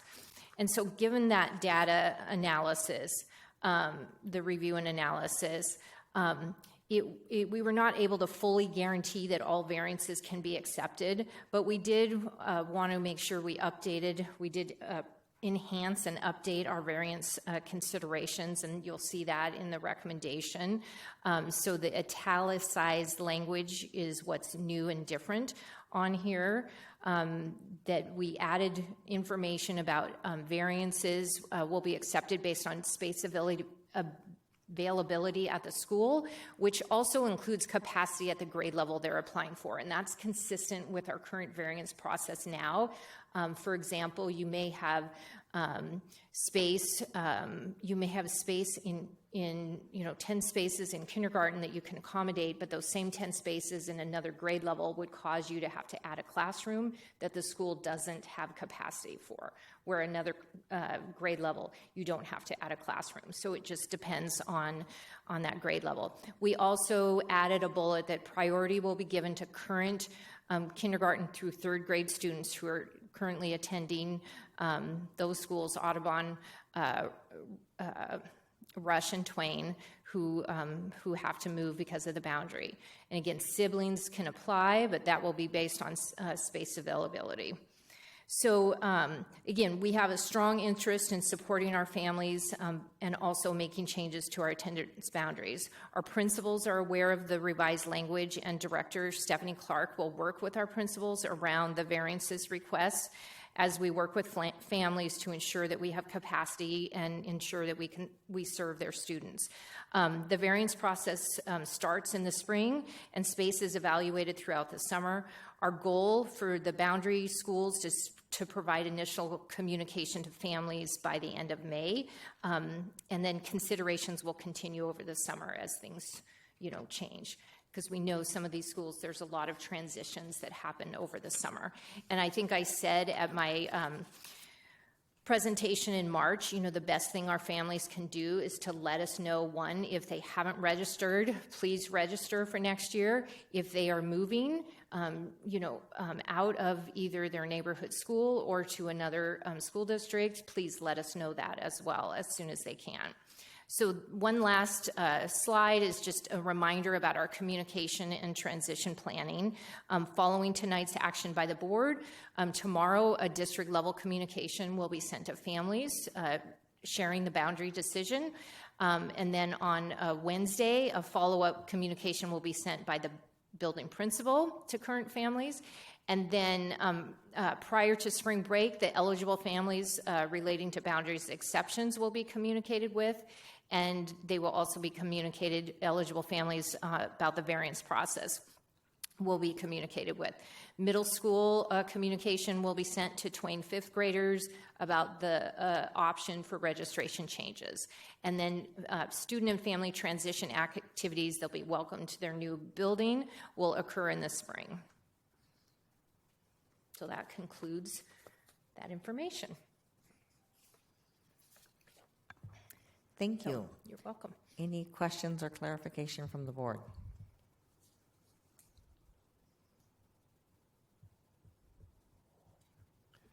Director Carlson. I want to say thank you for taking a hard look at this. The changes are not dramatic, but I feel that the changes are appropriate.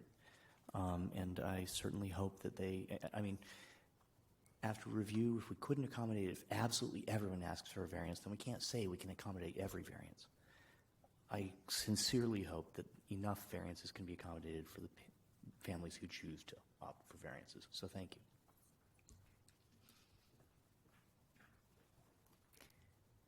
All right, hearing no other questions. Sorry, Okay, Director La Liberty. So what you said, variance decisions, we would aim to communicate those to families at the end of May. Did I hear that correct? Correct. And so the window for applying for a variance, do we have a sense of when that would open? Yeah, so our intent is to send a communication first to the families who are eligible for exceptions. Those are our current fourth graders and their siblings, and then they will be given a due date of kind of 2 days, I think, before spring break to return that form. The variances will go out in a similar time frame, and families will have a due date to turn in that variance. Again, the goal is prior to spring break, but variances will follow our current process. So families can apply for a variance at any time to schools that are open. Yeah. But the goal is for those families, specifically in this boundary process, who get their applications in, we will be able to communicate with them by May and the answer could be, yes, we can accept you, no, we're still holding on to it to do some additional evaluation, because we will continue to consider over the summer.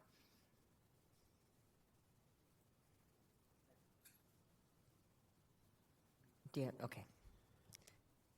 Hearing no other questions, I'll entertain a motion in which to approve the boundary recommendation as provided. So moved. Second.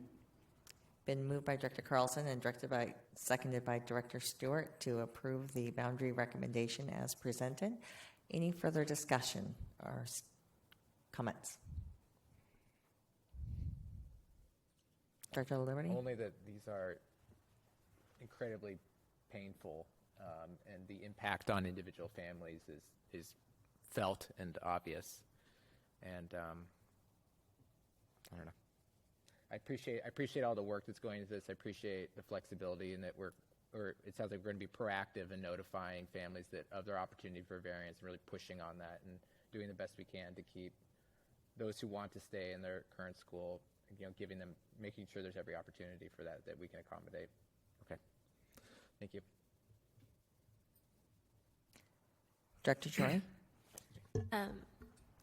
I'd like to thank Dr. Holman and his team for relooking at those numbers with the new enrollment projections. Appreciate the additional work that was done to really dive into those numbers. I will say the other thing is you mentioned that there will be activities in the spring at the new schools for students, for incoming students, and I really hope that families partake in these opportunities if they are moving into a new school community to try to find that same sense of home that they had at their other elementary schools if a variance isn't possible. And then I did have one other question, and that was a concern that was raised in some of the community conversations that were held regarding after-school care options. My understanding was that there was concerns because families needed to apply for those care options now, or it might already be passed if they were already currently enrolled. But through the variance process, I don't know how that works. If they are waiting to find out what school they are going to be attending. So our families, again, will be notified of if they're moving to the new school, but anybody who is moving to a new school with a different child care program will have priority enrollment for that child care program. So we have worked with our extended day partners and to ensure that they have priority access. What about if they're applying for a variance and that variance is granted? Are they losing their spot at their current school? No, they would not be losing their spot. Most, the registrations, sorry, I don't have the exact date, but the schools that have, like for example, Rush has YMCA right now, and I believe they don't open, I will have to confirm when they've opened their registration, but if those families have already re-registered, they're already on the YMCA list, and then really it's about transitioning to their new school and being on that list, but then if they stay on a variance, then they're not going to be dropped off the current list. Director Stewart? I also would like to echo the thank you for the flexibility. It's rare in the last 10 years we've actually had a window to be able to be flexible, and it's a welcome relief, I think, to the families and to the students.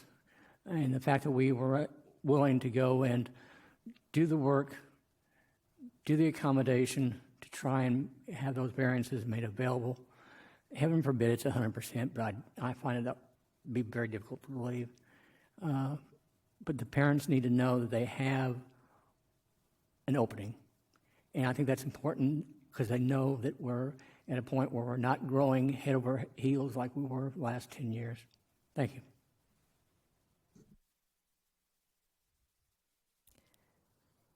Any other points of discussion?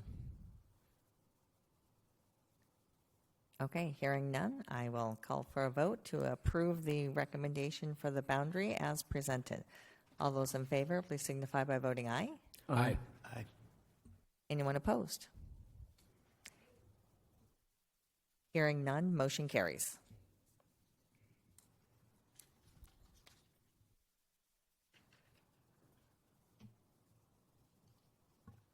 And so our next item on the agenda this evening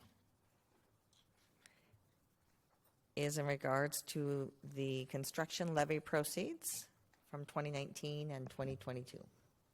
And so this item, tab 3 in your non-consent agenda, tonight is a presentation, and at our next meeting, we'll bring a packet for the board to consider for formal action.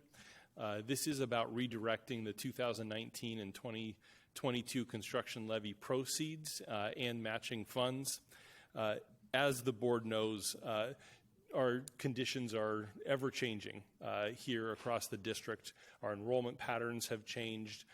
We actually have a projection around enrollment that is substantially different than we've had in the past. This has caused us to make sure that the projects that we are considering and moving forward with have an additional layer of scrutiny and evaluation. And so that's really what tonight's presentation is about recommendation of redirecting funds and actually identifying a different project than what we shared with the community when we went out for the 2022 construction levy. I believe it's important that we take very seriously the wise use of our public resources because when our community says yes to a levy, that comes with a set of expectations and a responsibility on the district. We try and be transparent with the projects that we're moving forward with. And in this moment, the transparency really is around the change in recommendation and the decision-making process should we move forward with that. This recommendation does add capacity in the same area identified and where the capacity is needed, and it does address long-term goals. And so with that, I'll ask Associate Superintendent Barbara Posthumus to provide the board with an overview of the repurposing of funds to a different construction project. I thought I had this time. All right. Thank you very much. So wanted to, again, provide a background of kind of how we arrived at the recommendation. And we have shared similar information with the board in a March study session, and then also in a December study session, kind of letting them know we were evaluating this, brought additional information in March, and then here we are tonight. So just want to review the Building Excellence Plan update. So we have, for the 2022 construction levy projects, that was approved by voters in February of 22. We have 5 projects, additions, well, there's 8 projects, 3 additions at Finn Hill, Kirkland, and Redmond Middle. There was a new elementary school planned on the Redmond Elementary campus, additional high school capacity in the east side, additional high school capacity on the west side, and then again, we provide for property and construction escalation. So a total levy of $295 million. So, so again, one of the things that we did is kind of evaluating as things are changing, evaluating space and capacity and options in the Redmond area. So in December, we shared that we would be looking at enrollment data and projections, coming to the board in late winter regarding projects and strategy. And the things that we were considering was, again, the added capacity need on the Redmond Elementary campus. We also know that we still have aging facilities that can be rebuilt and enlarged, still increasing capacity in the Redmond area. We know that we want to reduce our reliance on portables. And considering shifting student enrollment through boundary adjustments, we know that we can shift programs to align with enrollment as well. Those are options when there's capacity constraints. So again, this was information that was shared during the levy process, that these were our levy projects. Again, the elementary capacity, the middle school capacity, and the high school capacity, and property. So in the 2022 levy was step 1 in our building excellence plan and those projects. And so we had other projects in phase 2 and phase 3 as well.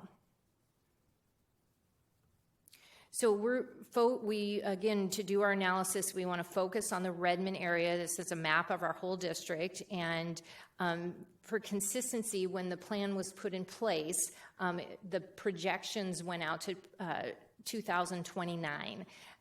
So we want to make sure we're looking at those same data in the forecast to just compare apples to apples. So I'll move on so in February of 2021, the Facility Advisory Committee recommended, based on the February 2020 projections, and there was continued housing growth in downtown Redmond City Center and Marymoor Village. There was anticipated growth at that time of 300 to 400 more elementary students. They recommended using the underdeveloped land at on the Redmond Elementary campus and to build a new elementary space, adding 550 for capacity of 550 students. So our current numbers, so what's happening right now is our current numbers are lower than projections. Flow Analytics has provided updated long-term enrollment forecasts. We shared that with the board in early March. And so housing growth is still continuing downtown Redmond and Marymoor Village, 1,100 units, but we have, and that is mostly multifamily, which generates less students than, for example, single-family developments. We have lower births happening, which drives lower kindergarten enrollment and then drives our grade progression in our elementaries. And you can see that in our elementary numbers. And then, so the overall forecast for the area has been reduced. This is a chart that just kind of comparing the Flow Analytics forecast compared to their current forecast. So the top yellow, the solid line is their original forecast from January of 21. And the solid yellow line is grades, the elementary, grades K through 5. And then the dashed line is the current February forecast. So the dashed line is actual enrollment for fall 21 and fall of 22. And then beyond that, the black dashed line is the forecast. So you can see, and then the red line is high school, and then the light green line is middle school. So you can see in all levels the new updated forecast, actual enrollment, and then the updated forecast is lower than the original projections.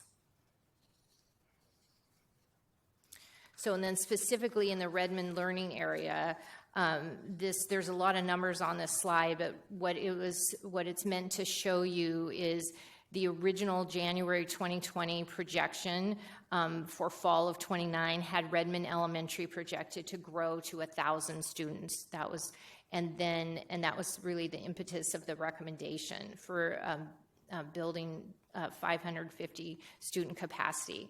The whole Redmond learning area had a permanent capacity shortfall of over 762 students. Specifically, the Redmond feeder which is Rockwell, Redmond L, Mann, Einstein, had a shortfall of 692, where the Timberline Middle School feeder, which was Parks and Baker and Wilder, had a shortfall of 70. And then moving, as you can see, each year the projection for Redmond Elementary was reduced to 855, then 831, now it's 747. And their actual enrollment, we thought their actual enrollment was going to be 682 in February of 22. Redmond L actually has 546 students right now.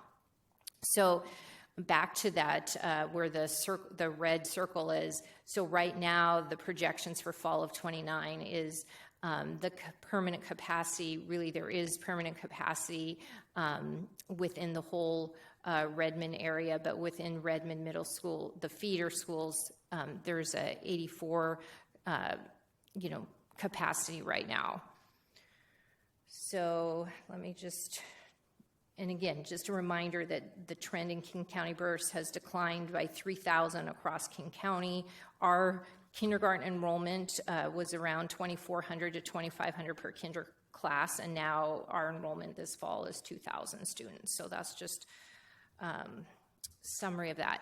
This is another detailed chart showing the capacity. So you have, each school has, the first column is their permanent capacity, the second column is their total capacity, which includes portables. Then you have your 2022 actual enrollment, and then the colored charts are kind of their percentage of permanent capacity or total capacity. So anything that's blue is under capacity, anything that's green, yellow, or red is at or over capacity. So you can see that in the downtown Education Hill area, schools will be at 97 to 101% at permanent capacity, and so 13 students over permanent capacity, and but total with the current portables they have will be in the 83 to 86% range. So this is just another picture of the current 10-year forecast through 2032. You can see, again, that the majority of the schools in the Redmond area, the Rockwell, Mann, Barton, are, sitting in the blue and under capacity right now. So we looked at alternatives to building new capacity on the Redmond L campus, and one of those alternatives was addressing aging facilities and increasing capacity by rebuilding and enlarging Rockwell. We looked at building a new elementary school on our Park 188 property. That's the one in the industrial area over by Costco. Placing additions at our Redmond area elementary schools, using funds to pre-design aging facilities, adding portables, changing school attendance boundaries, and changing programs locations. And in fact, in anticipation of some new students enrolling in Redmond L this fall, we already made some decisions to change our gifted program. Is moving from Redmond L to Mann due to some additional students that are enrolling. So one of the things we also looked at was, we have 3 elementary schools that are really aging facilities. We have 2 other middle schools, Evergreen and Kamiakin.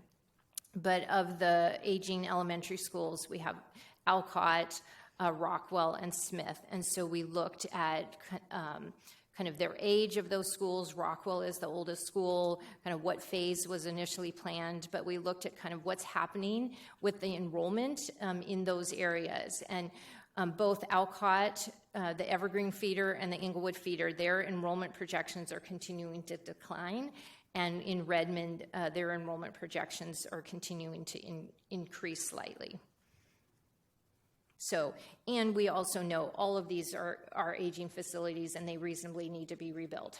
And so we want to make sure that those get addressed at some point in the future.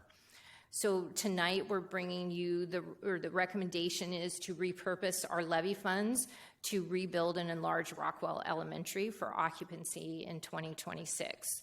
And again, as Dr. Holman explained, our rationale for that recommendation is due to the change in the overall projection.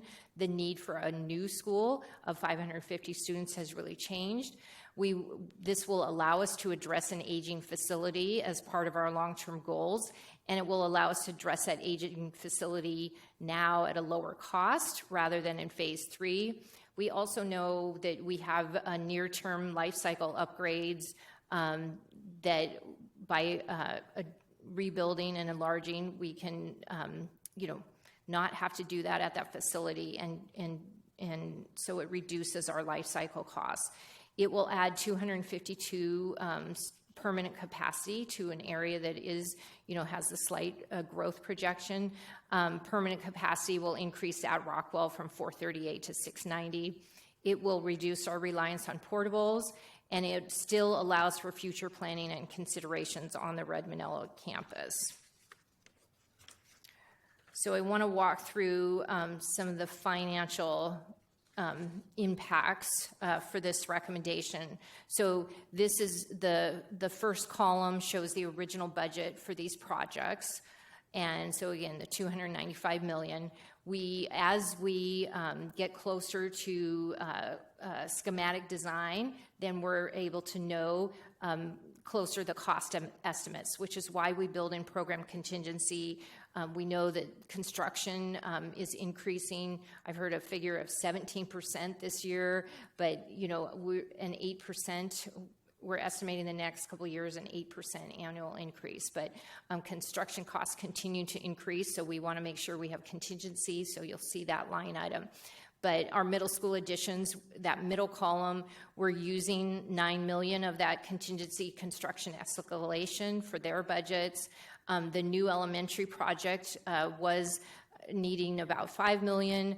And then again, we haven't gotten to that point with our east side capacity. And of course, our west side capacity, we're not in the planning stages yet for that. So we've used $14 million of the contingency. So this next slide shows what happens with the recommendation of removing the new elementary campus. You can see that crossed out there in the second row, and adding Rockwell. We estimate right now that we'll need $80 million to rebuild and expand Rockwell. And again, remember the new elementary was a 550 capacity, and Rockwell Elementary would be rebuilt and enlarged at a 690 student capacity, which is what we've been doing our other elementary schools at. So that will need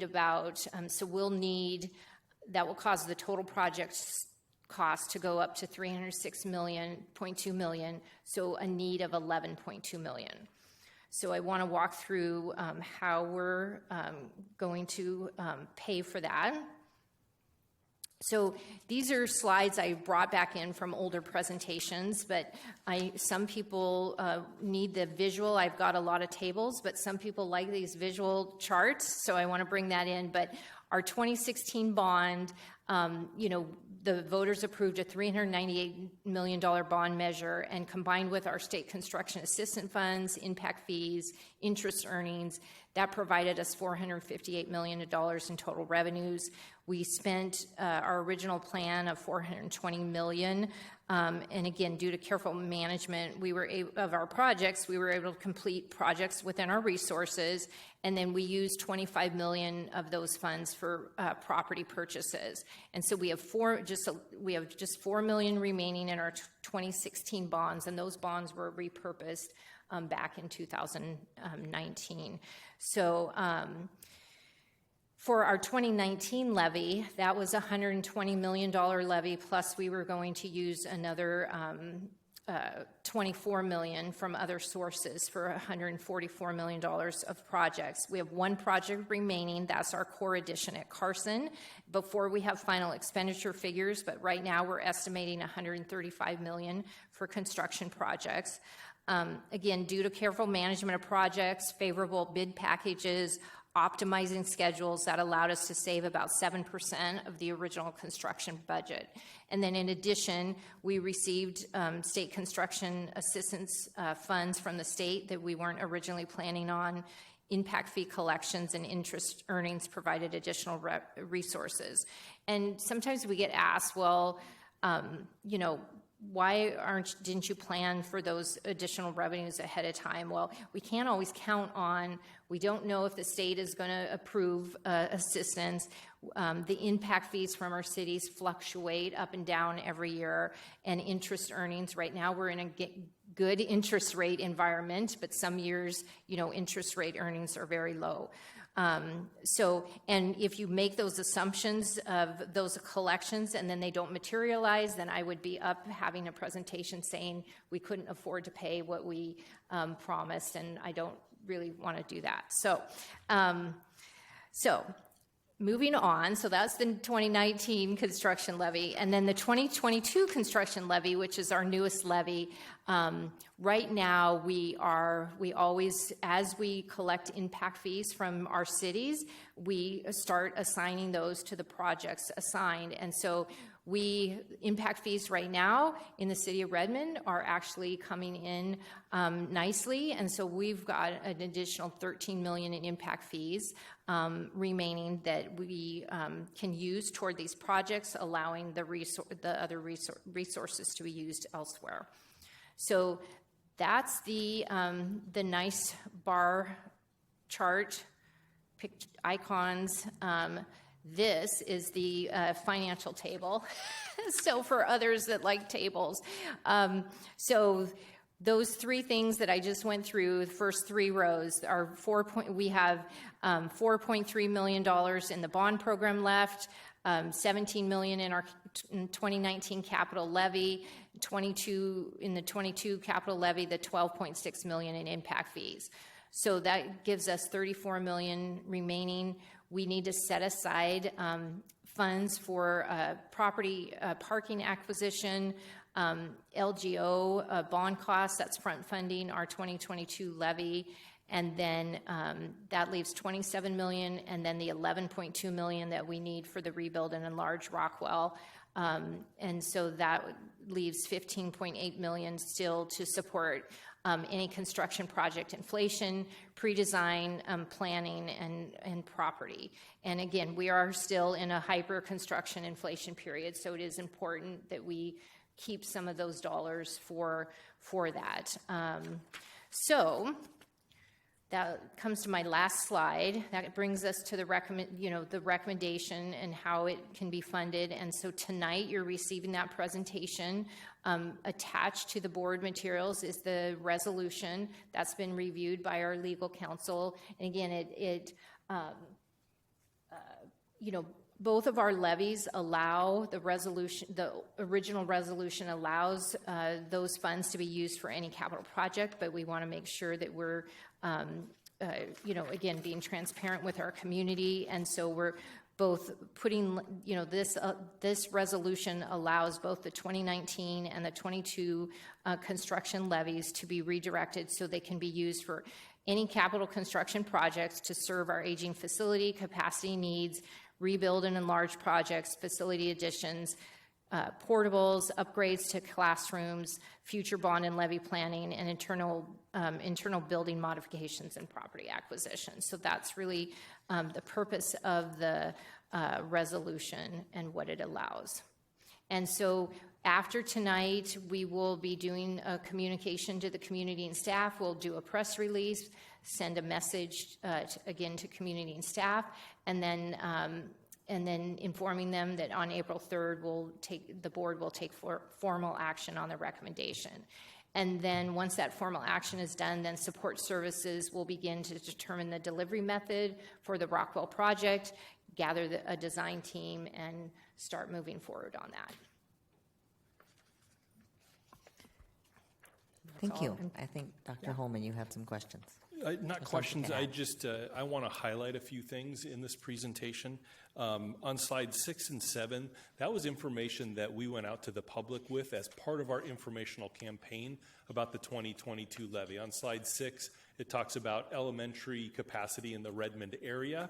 On slide 7, it's actually very specific about a new elementary school on the Redmond Elementary campus. And so that was information we went out to the public with, and so that's why we are providing you with this detailed recommendation tonight, is because we actually went out and asked our voters to support a new elementary school on the Redmond Elementary campus. And so wanting to be thorough about this, wanting in the spirit of transparency, you see all of the various messaging that we will do after tonight to make sure that our community is aware of the recommendation to repurpose levy funds that really were designated for a different project.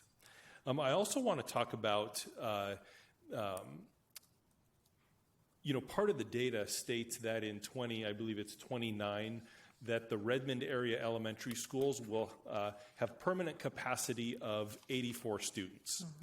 And available, 84 students available, thank you. Not just 84 students. And it's a key point to really our long-term goals for our schools.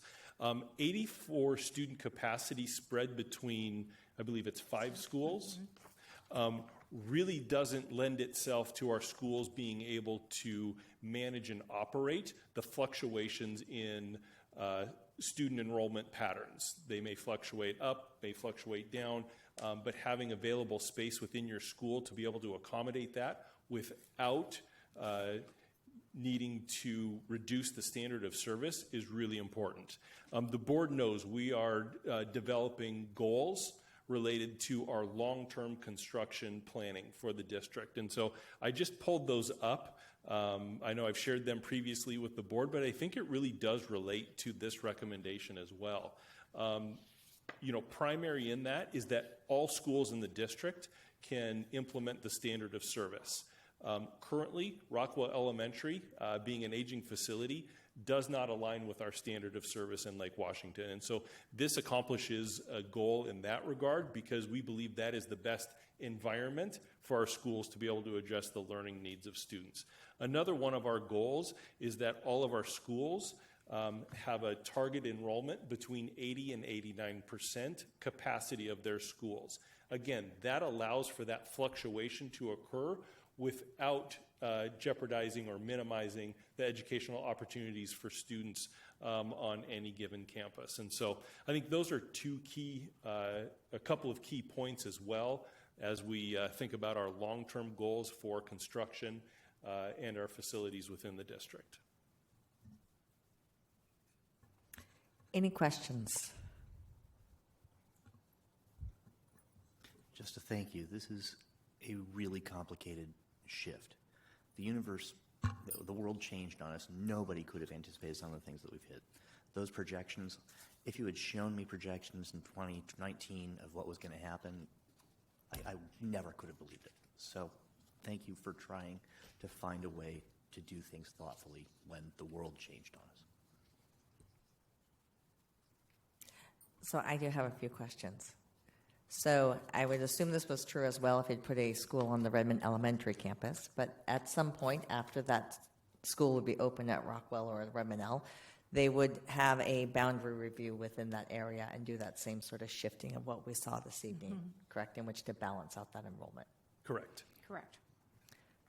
The other question that I had, and this came up, I don't remember, 3 or 4 years ago, but the earthquake study that had come out in regards to schools in the state.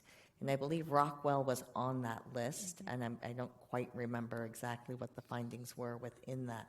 But this would be something we'd be able to address, and I don't know if we already have actually through the retrofitting that we've done. So, Yeah, that's correct. And again, I'd have to get specifics on what the specific issue with at Rockwell, because at some of the schools, it's just really it's windows and things like that. So, but yes, this will be able to address those by rebuilding. And I use the term rebuild and enlarge. With every aging school, we still go through this, what's called a new and loose study to ensure that, either remodel or building a new building which is the most feasible to do. So that study is part of the process that they will support services will go through. I also just want to say thank you for taking, it is valuable as a levy dollars are voted by our public. It is important to be able to be very clear as to how those dollars will be used, but with the flexibility that is also required with the shifting context and dynamics that have come in. That it makes me also think of, you didn't bring up the one this evening, but the property up on Sammamish Plateau, where we're building a flexible space in which to be able to address different needs at different times.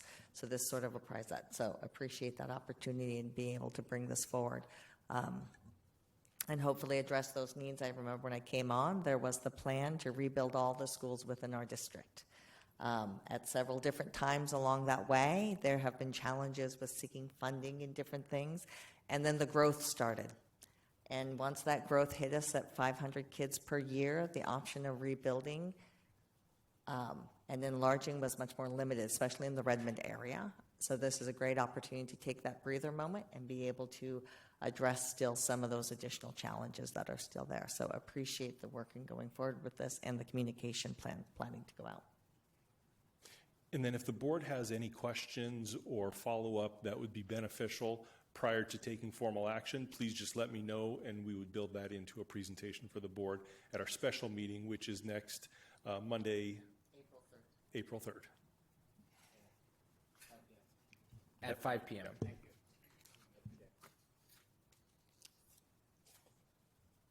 Any other questions? Seeing none, I'm going to thank you very much. Appreciate that. I would recommend we take a 10-minute break just for the moment that we can all think for a second. And so then we will be back at, if it's 9:18 now, how about 9:30? Thanks. You on with our agenda. Our next item is information about the budget and the alignment of the budget. So Dr. Holman will be presenting that as he gets ready.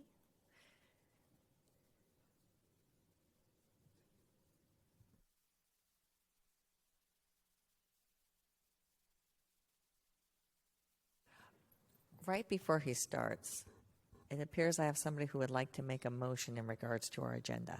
Yeah, I move to amend the agenda to move I don't know if we've called it the first reading, but the first reading of results 1 from this meeting to the next meeting our next meeting is on April 3rd.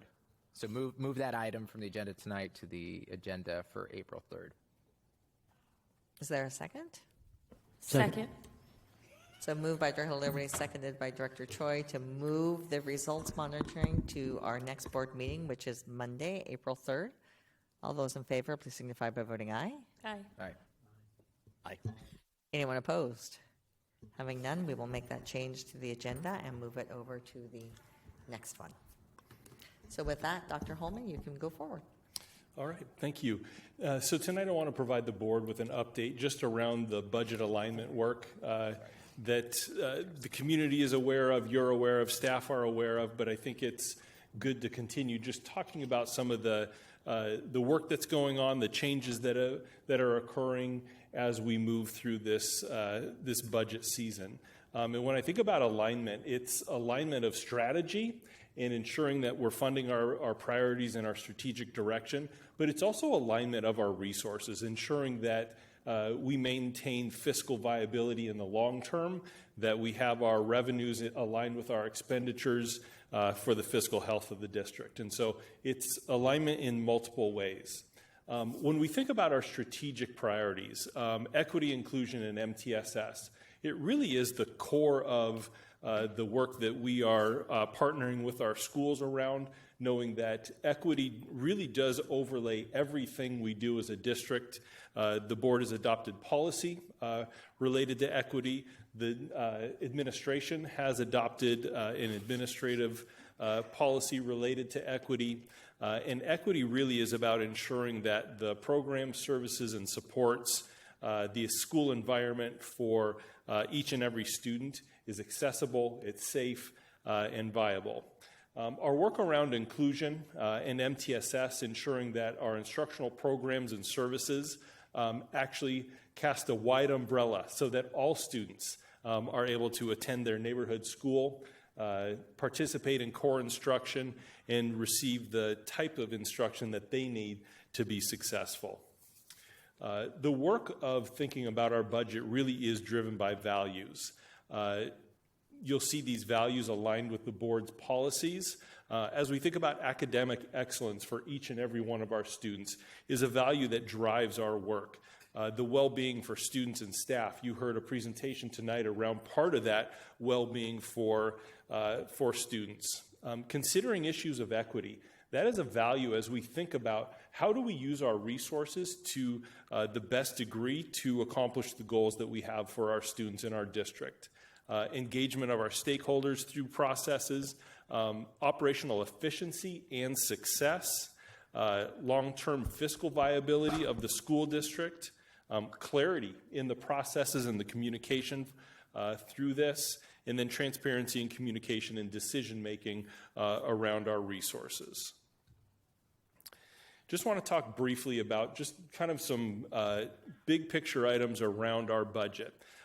Lake Washington School District is fiscally stable. We're going through a process right now that really started, 6, 7, 8 years ago, as we were making decisions around our levy, around how we wanted to build up our fund balance to respond to what potentially was going to occur during McCleary. We built up our fund balance because we didn't know if that levy cliff would affect Lake Washington negatively. Ultimately, McCleary was essentially a wash in terms of dollars and cents for Lake Washington, yet we had our fund balance built up. And so in partnership with the board, we have developed budgets that has been spending down that fund balance over time. We also know that during the pandemic, we had to use our fund balance resources to be able to respond and fund many of the actions and requirements to deal with the pandemic. We didn't receive the same level of federal support dollars to respond to the pandemic, but we were very fortunate to have those reserves to be able to respond.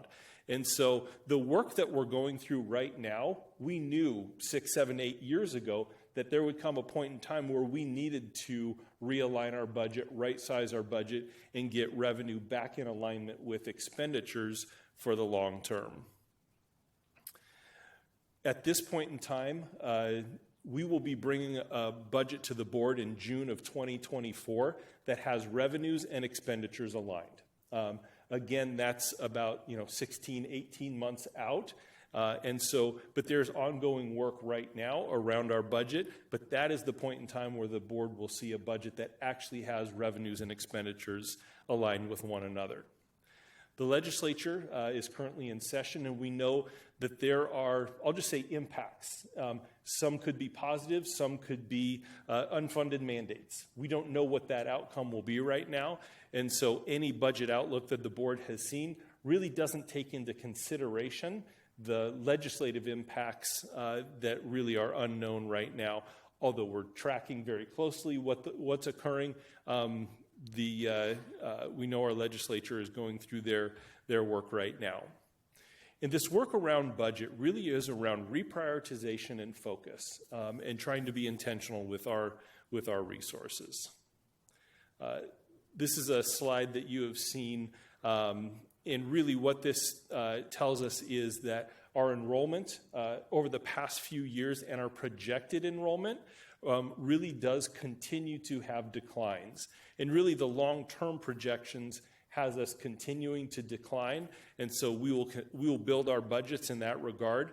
But school district budgets are truly funded through student enrollment. That's the biggest predictor of school district budgets. And so with this decline, we also know that means we are having a decline in revenue as well. Again, this is a slide that we have used just to demonstrate what's occurring with our revenues and our expenditures.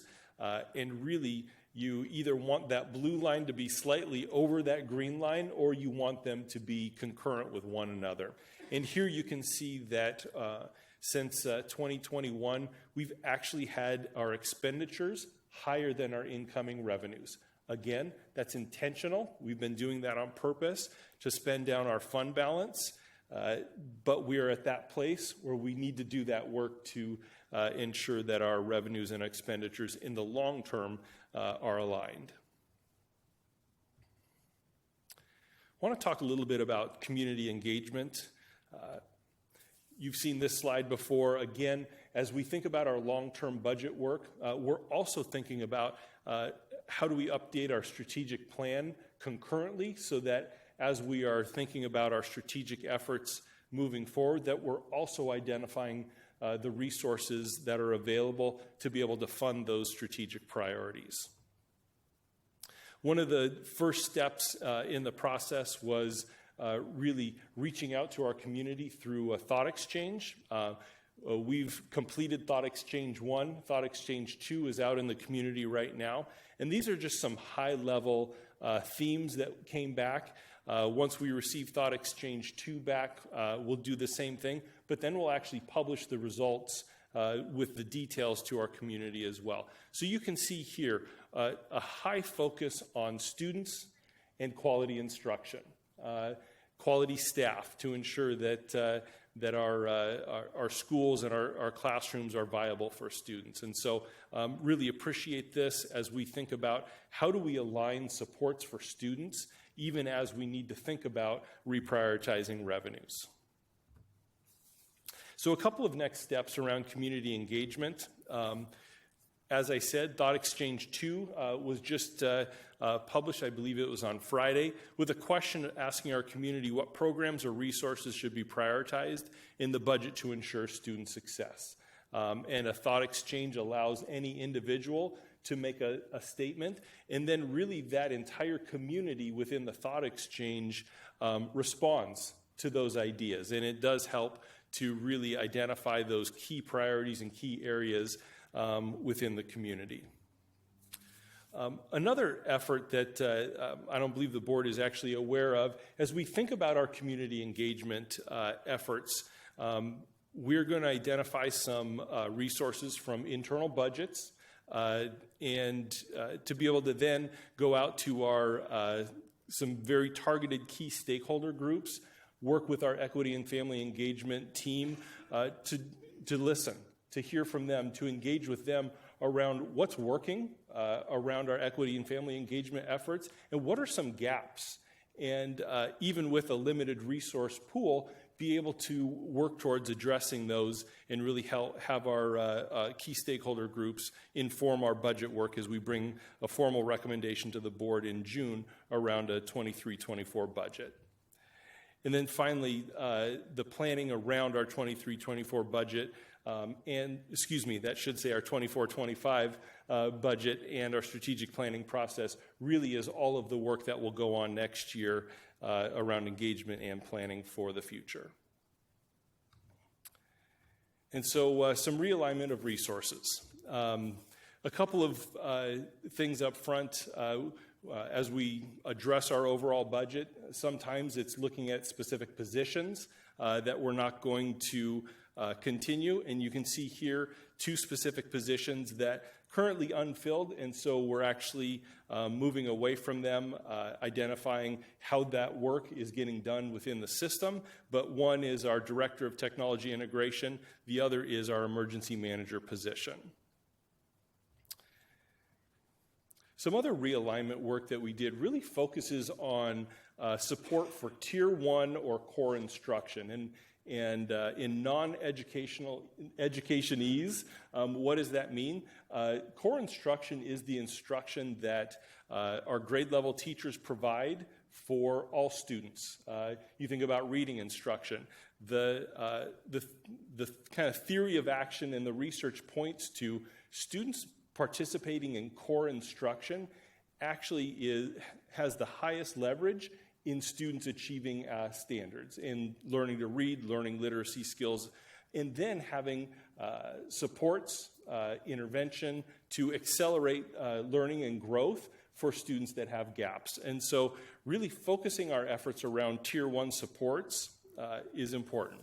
And so it's important to know, even as we shift resources, we are maintaining our intervention supports, safety net program, multilingual program, Title I supports, LAP, to accelerate student learning as we identify gaps in their understanding. Part of this is also realigning some of the safety net FTE with a coaching program. And so 16 out of 39 safety net FTE so that we can have instructional coaching within our elementary schools. And so this allows us to add a full-time, what we're calling an MTSS and inclusion coach at all of our elementary schools. During our inclusion pilots, we've actually had this position at the 10 schools this year. We learned a lot from that, and so as we move forward, really being specific about what does that coach do as we target core instruction to support our educators in their work in their classrooms. The next area is really about supporting the behavioral health needs of our students through MTSS and restorative practices. And so this kind of aligns with that whole idea of, resourcing supports closest to our students. You saw that in the themes from the thought exchange around pushing support and into our schools closest to students. And so one of the ways we address some of our central efforts is through teachers on special assignment. And so we're actually reducing our TOSA staffing by about 12 and a half FTE to be able to allocate a full-time dean of students to each of our middle schools and to maintain the full-time dean at each of our high schools. And a dean of students really is about providing targeted support for our students, being able to support the implementation of MTSS efforts, responding to student needs. We've consistently heard, the board has consistently heard how a dean of students at the middle school has really provided a unique type of support for students. I think in relation to what Johnny Fu talked about tonight, in collaboration, trying to address the behavioral health and behavioral needs of our students, it does take a kind of a complete and comprehensive set of staff to be able to do that well. And then as we think about the health needs of our students, we are moving forward with increasing our nursing staffing by 4 additional nurses. We know that as kids came back from the pandemic, we continue to see increased health needs of students, and so being able to lower that ratio for our nurses to students across the district will be important moving forward. And then we do have a few classified reductions across the board. We have a program right now at our secondary level. We actually hire all of our secondary custodians as rovers, meaning they have a core site that they're assigned to, but they also can be reassigned and adjust as needed if there's an opening at another school. But we also have a team of 5 staff that are hired not as school-based custodians. and they're able to be plugged in for supports as needed. We're actually reducing that program. And so we won't have that 5 FTE of custodians that is outside of our school-based custodians. We're also reducing our health room office professional hours, 55 of 265 hours total. And so the team is working right now. What does that look like actually, kind of school by school, level by level, for our health room office professionals that are in those positions right now? We have an open grounds position. We're not moving forward with filling that, so that's a reduction. And then we're working with our cities around our contractual safety services that support our secondary schools right now. And then just thinking about kind of the concept of program evaluation, we do have programs that are designated to be revenue neutral. The board heard public comment tonight from one of those, and so we did make a decision to move forward with closing Sammamish River Valley Online, as that was a program that was this year and is projected to continue to be over budget. And so as a revenue neutral program funded through the Alternative Learning Experience Dollars, ALE, that was a decision that we made thinking about budget. You heard all of the educators, the students, the families. It wasn't that it didn't provide benefit. This was a program that, unfortunately, we didn't see a pathway towards budget neutral. And a couple other budget, call them maneuvers, because, things that we are moving forward with. I've asked our central leadership team to, on average, reduce our budgets by 5%. That's an effort that we're going through right now to be strategic. I say on average by 5% because there are some budgets that won't be touched, where there's others that will reduce by more than 5%. The board is aware of the multiple budgets that we manage as a district. There are times that we are funding things from our general operating budget that could be paid for out of the capital budget. And so we're able to shift some of these expenses into our capital budgets, reprioritize within our capital budgets to be able to do that. And that frees up dollars within our operating budget that can be used for classroom purposes. And then right now, we actually have some of our central staff working in leased space. As you know, you sign a lease and you do have to live by that at times. But we're looking at what is the future of that, because as the board knows, lease dollars comes out of our general operating budget. And so that is something that we're looking at, again, over the next couple of years to be able to move away from that, just because those are dollars, again, that could be used for other purposes. And as we continue to do this work, our students will continue to be our North Star. The work of realigning our budget, getting our expenditures and revenue back into alignment, it is challenging. There are impacts on good people that work within our system, and so, but as we work through this, we'll continue to keep our eye on students and what they need. So that's the update around the alignment work that we've been doing. Thank you, Shivani. Thank you, and thank you, It's Shivani. okay. All right, any questions for Dr. Holman about the budget alignment? Director Carlson? In light of the feedback we got this evening on the online school, can you review the scale of the budget gap there? It's my understanding that the notification that went out was $700,000 to $800,000 over budget for the number of kids served by the program? Correct. Okay. The one piece raised this evening that I would still like to get some information on is the degree to which the programs for medical IEPs, we heard from a student with type 1 diabetes and a student with ankylosing spondylitis, is that higher than our general? I mean, in order to justify something that's that much over budget, it has to be serving a special population. And if the mental health IEP population and the medical IEP population is being substantially served, that could theoretically justify looking at prolonging the program. But I don't have the numbers. So I would appreciate that if you could get those. Yep. Thank you.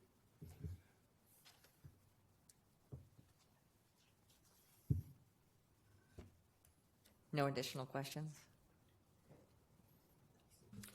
Director Liberty. I just, Dr. Holm, I appreciate the update to the community tonight, and I appreciate that you've been keeping the board informed as this work's been ongoing. And I know it's difficult work, and I just I appreciate being brought along.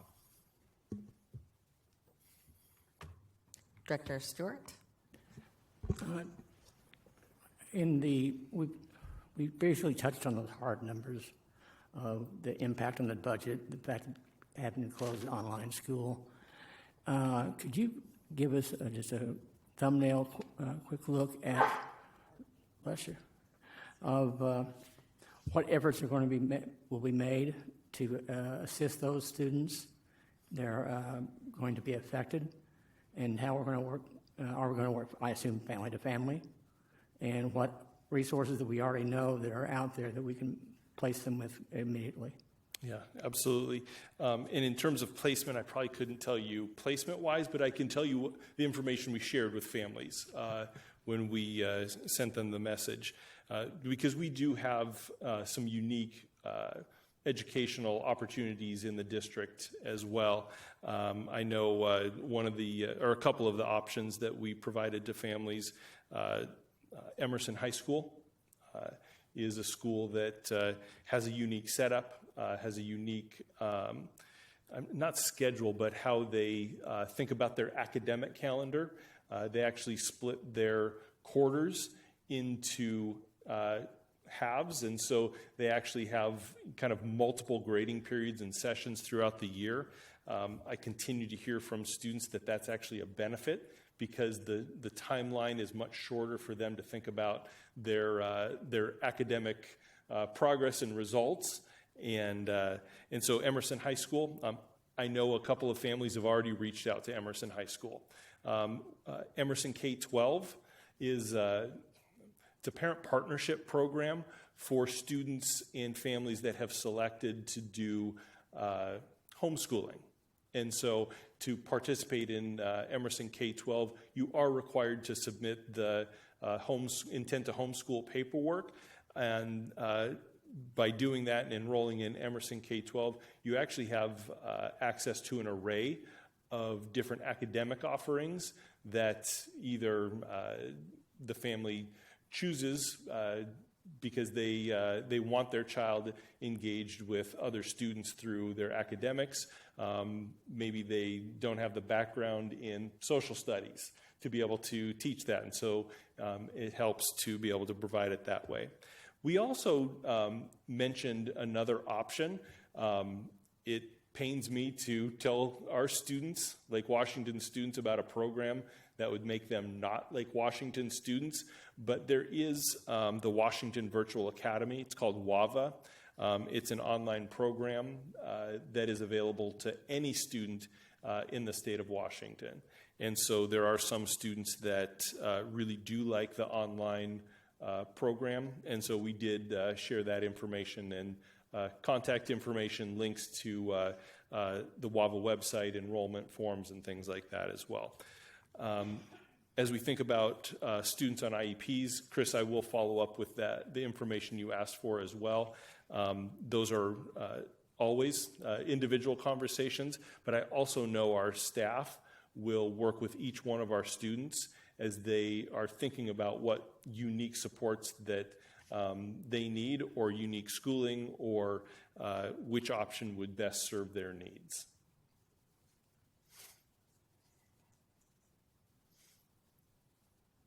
All right, thank you. Thank you. So our next item is the superintendent report.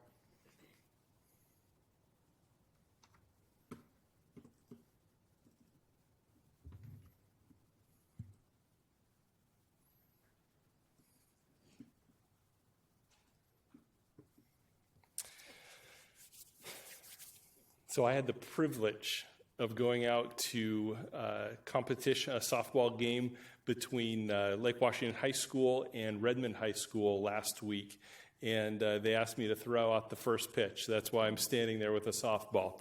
What was unique about this game is Lake Washington and Redmond actually are a first ever in the state of Washington as far back as they have tracked state championships. And they are the first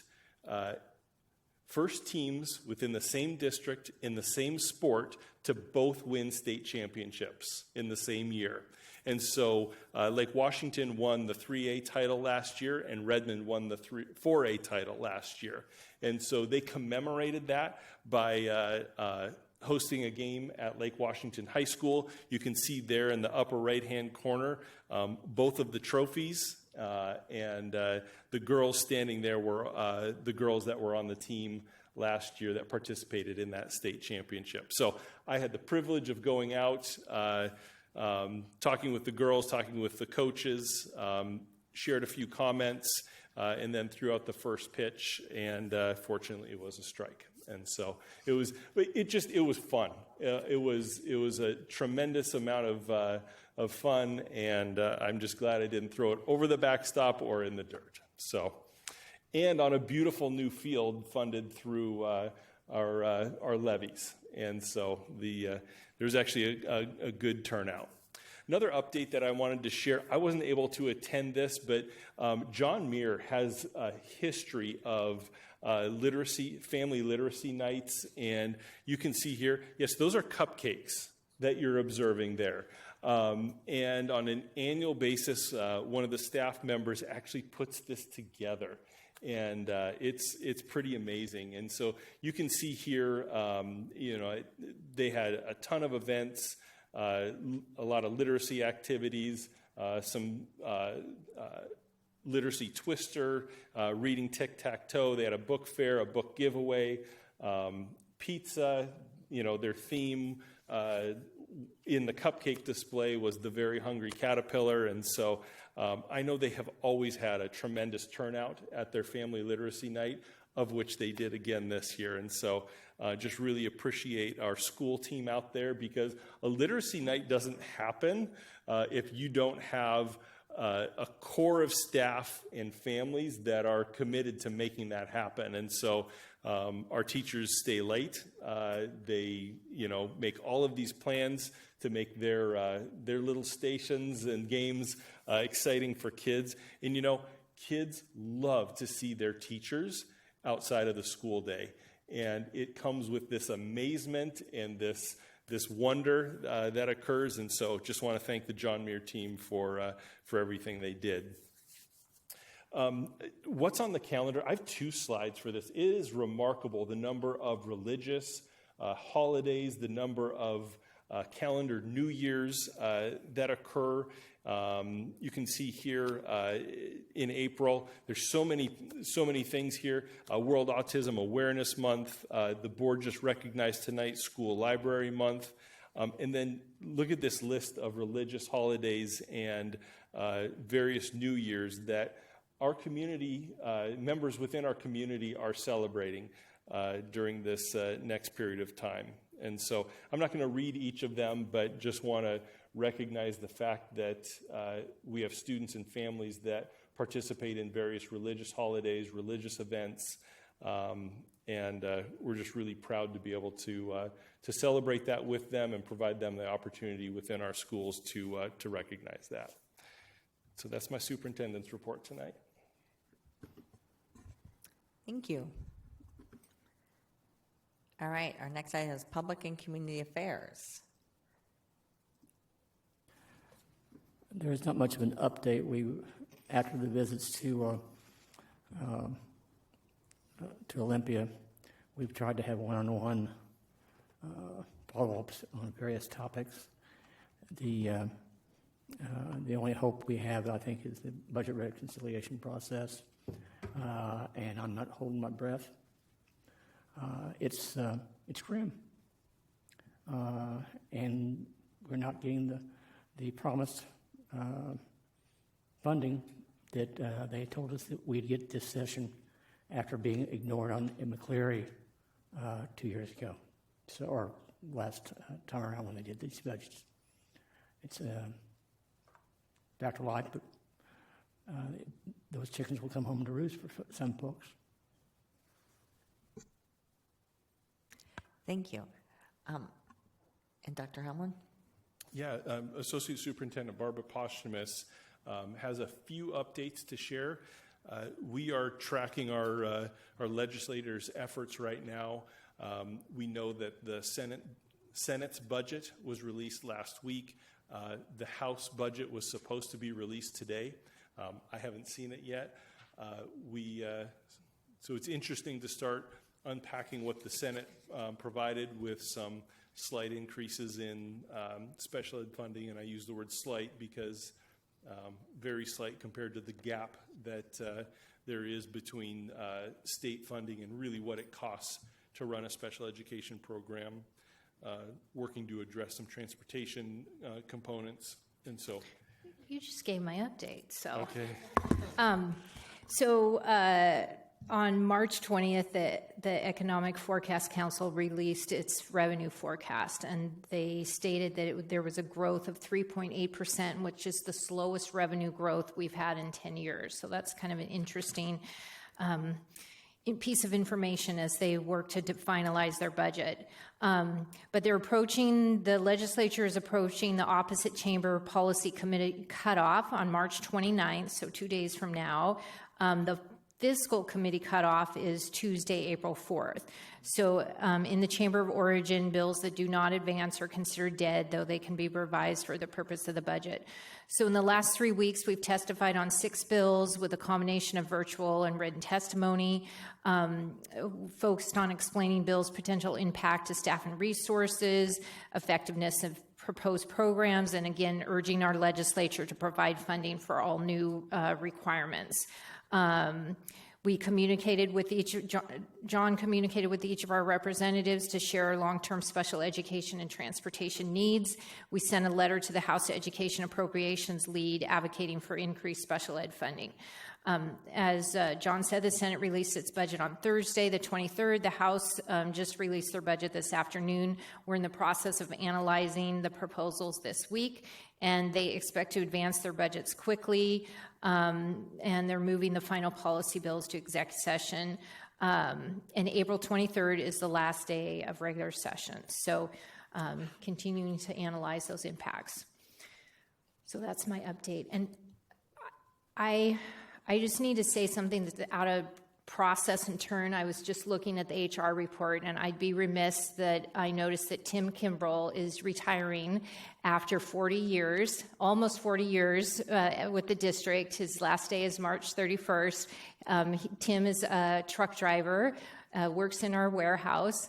And again, I had oversight to the warehouse back in 2004 and worked, had direct oversight to that. So got to know Tim really well, but he started in 1983, 5 years after the support services facility opened, and has been there ever since. And again, Tim, very dedicated, loves his job, and so congratulations to Tim. And just wanted to recognize 40 years of service is a great accomplishment. So anyway.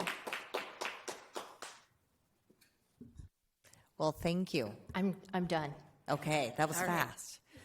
Any additional questions in regards to public and community affairs? All right, hearing none. So our next item on the agenda is board member and student board rep comments. Any comments? Director Carlson? I've got 2, but I want to go last. Okay, so I think you're up, Evan. I will try and keep this as short as possible, but I did have something written out, and I want to make sure I say it entirely because I think it's important. So I wanted to address the parents that came here earlier tonight. I know it is a bit late, and I cannot blame them for going home, but hopefully someone sees this, that were concerned about the change of middle school Quest science classroom makeup. Firstly, I want to say this is not a statement of my position on this matter as a student board rep. It's not my place to say. I'm not currently a middle school Quest student, nor was I in Quest in middle school. However, I do want you to know that the senior sitting right here with student representative on the dais in front of it was formerly a Quest student. I moved out of Quest across the country to Virginia the summer before my 3rd grade year. I moved to a public school, even repeated much of the 3rd grade, and then to a magnet middle school, which crucially had mixed classrooms between high or gifted level students and lower level students by design. It gave me the chance to be connected to my school, and I found joy in helping students who were more comfortable asking me for help than from the teacher in front of the entire class. I was thanked for my academic skills that I'd previously been ostracized and isolated because of.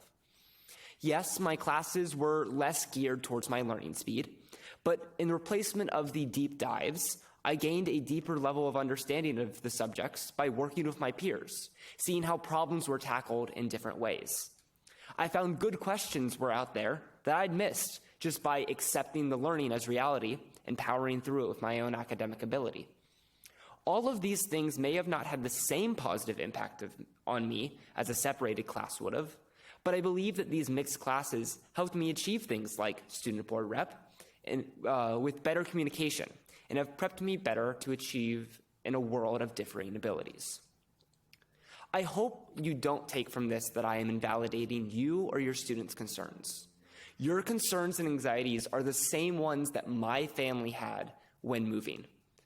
I simply want you to know that as a student whose educational journey closely mirrors the current situation, these changes, while not perfect, positively impacted my life. If you're watching this and you'd like to reach out regarding my experience, I hope you do. As a student representative, my email is sbr-lakewashingtonjuanita@lwsd.org, and I'd be happy to communicate with you. Thank you. Thank you, Evan. Any other, Director Carlson, you said you had a few things you wanted to say.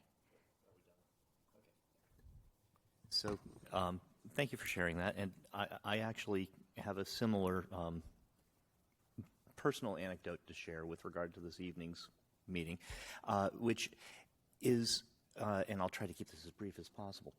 I know we've moved to using the running ticker tape live transcription of our speech to try and make it a more inclusive space. I know that most of you, perhaps not Evan, are aware that I have ADHD. And I want to introduce you to my world. It is almost impossible for me not to look at a shiny object or something that's moving relative to something that is static. As a consequence, moving text trumps my attention relative to a static slide or a spoken presentation.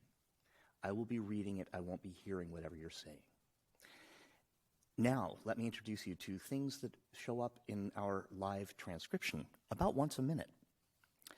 When Johnny was talking about our mental health issues, which I consider very important, at 8:07, it was translated as, "You're noticing the hair changes." I have no idea what the hair changes were, but I'm pretty sure he wasn't talking about hair changes. 1 minute later, at 8:08, it was translated as "the other dogs." I eventually worked out that it was supposed to be "the other dots." This was not unique to Johnny's presentation. In Barbara's presentation, at 8:39, it was translated as "Russian Twain," which I believe was supposed to be Rush and Twain, but it came out as Twain from the country of Russia. 1 minute later, 25th grader changes. I wasn't aware we had a 25th grade. In John's presentation on at 8:49, Wolverine packing for. I still haven't figured out what Wolverines were to do with whatever he was presenting at 8:39. At 8:49, at 8:50, community says yes to a lady. That turns out to be community said yes to a levy. I'm just saying that for those of us with ADHD, these ticker type things make whatever you are trying to communicate to us much more difficult. And I'm actually less concerned tonight about myself because I can bring in 2 inches worth of masking tape and mask off your live ticker tape on my screen. I'm actually very concerned that we have many more children with ADHD in our schools who are having this in every lesson than we have children with hearing issues. I am very concerned that ADHD is being made worse by a technology that's supposedly making things more accessible to another disability. Anyway, I don't need a response to that. I just really wanted to introduce you to my world. And some of these were really entertaining. I mean, the Wolverine, I do want to go back and review and figure out where the Wolverine came from. All right, so now getting to the one I had planned to say. This evening as we were watching the budget presentation, I was, I don't know whether I was proud or dismayed to see that the enrollment history slides no longer even include the year that I joined the board.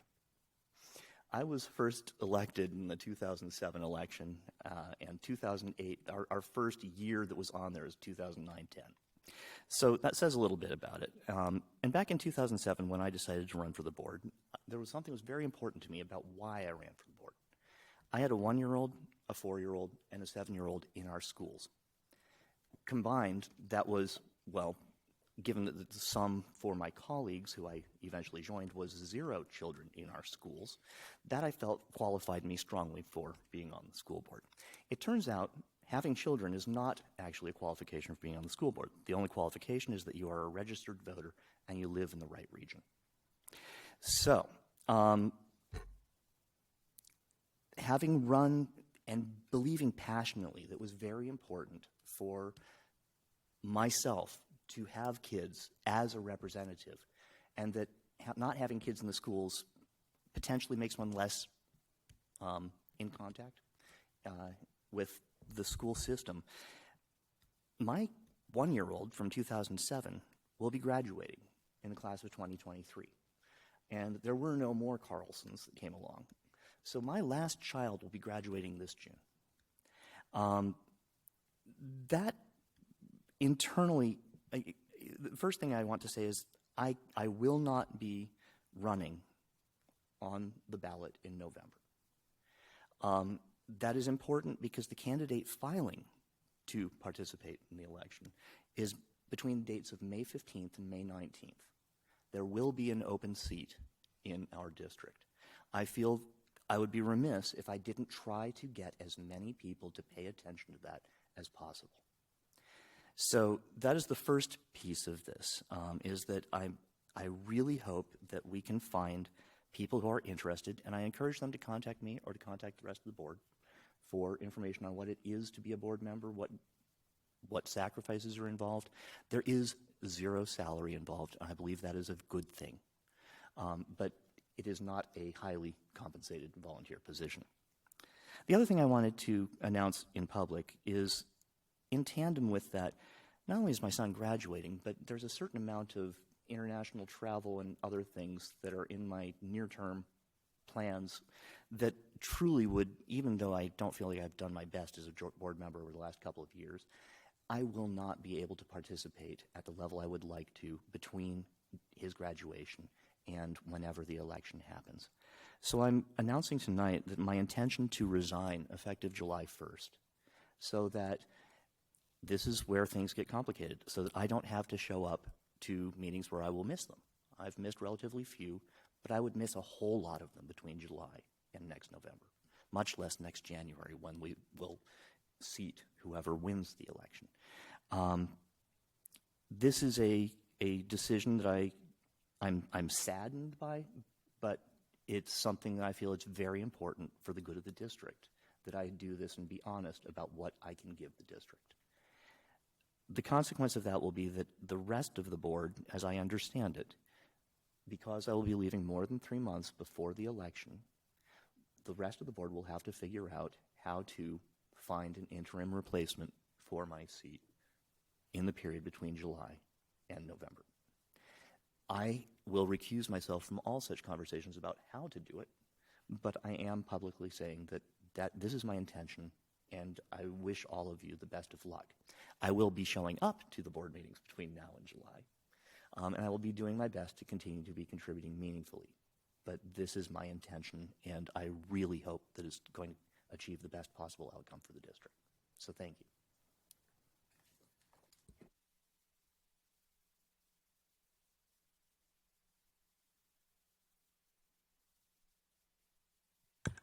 Well, thank you. That creates a few more agenda items. Do you have something you'd like to say, Dr. Holman? I do. I don't have anything written, but boardsmanship is a unique role, and it doesn't come natural. It's complicated. It's frustrating. The responsibility of a board member is tremendously significant. And Chris, I know you got on the board because you saw some things in the system that didn't jive with kind of how you thought they should go, and it was really related to mathematics. And I think about that experience for you and just your tenure on the school board. And I know I can collectively say for the superintendents that have served with you that they always appreciated your direct feedback, the way you articulate very creative ideas about the district, and your never-ending commitment to kids. No matter how you packaged it, you were always about kids and their experiences, and it showed up in very unique ways. I want to thank you for our lengthy conversations during the pandemic, where you helped explain a few things to me that really only you could. And I tried to take those conversations to heart as I thought about leading an educational system through a global pandemic. And my ability to do that was directly related, probably more than correlated, to those conversations. I provided you with bar charts and not enough line graphs, and I apologize for that. But I've appreciated your partnership over the years, your friendship, and your service to the kids in this district. So I'm sure I'll say more at a later date, but I would be remiss if I didn't thank you for everything you've given to Lake Washington.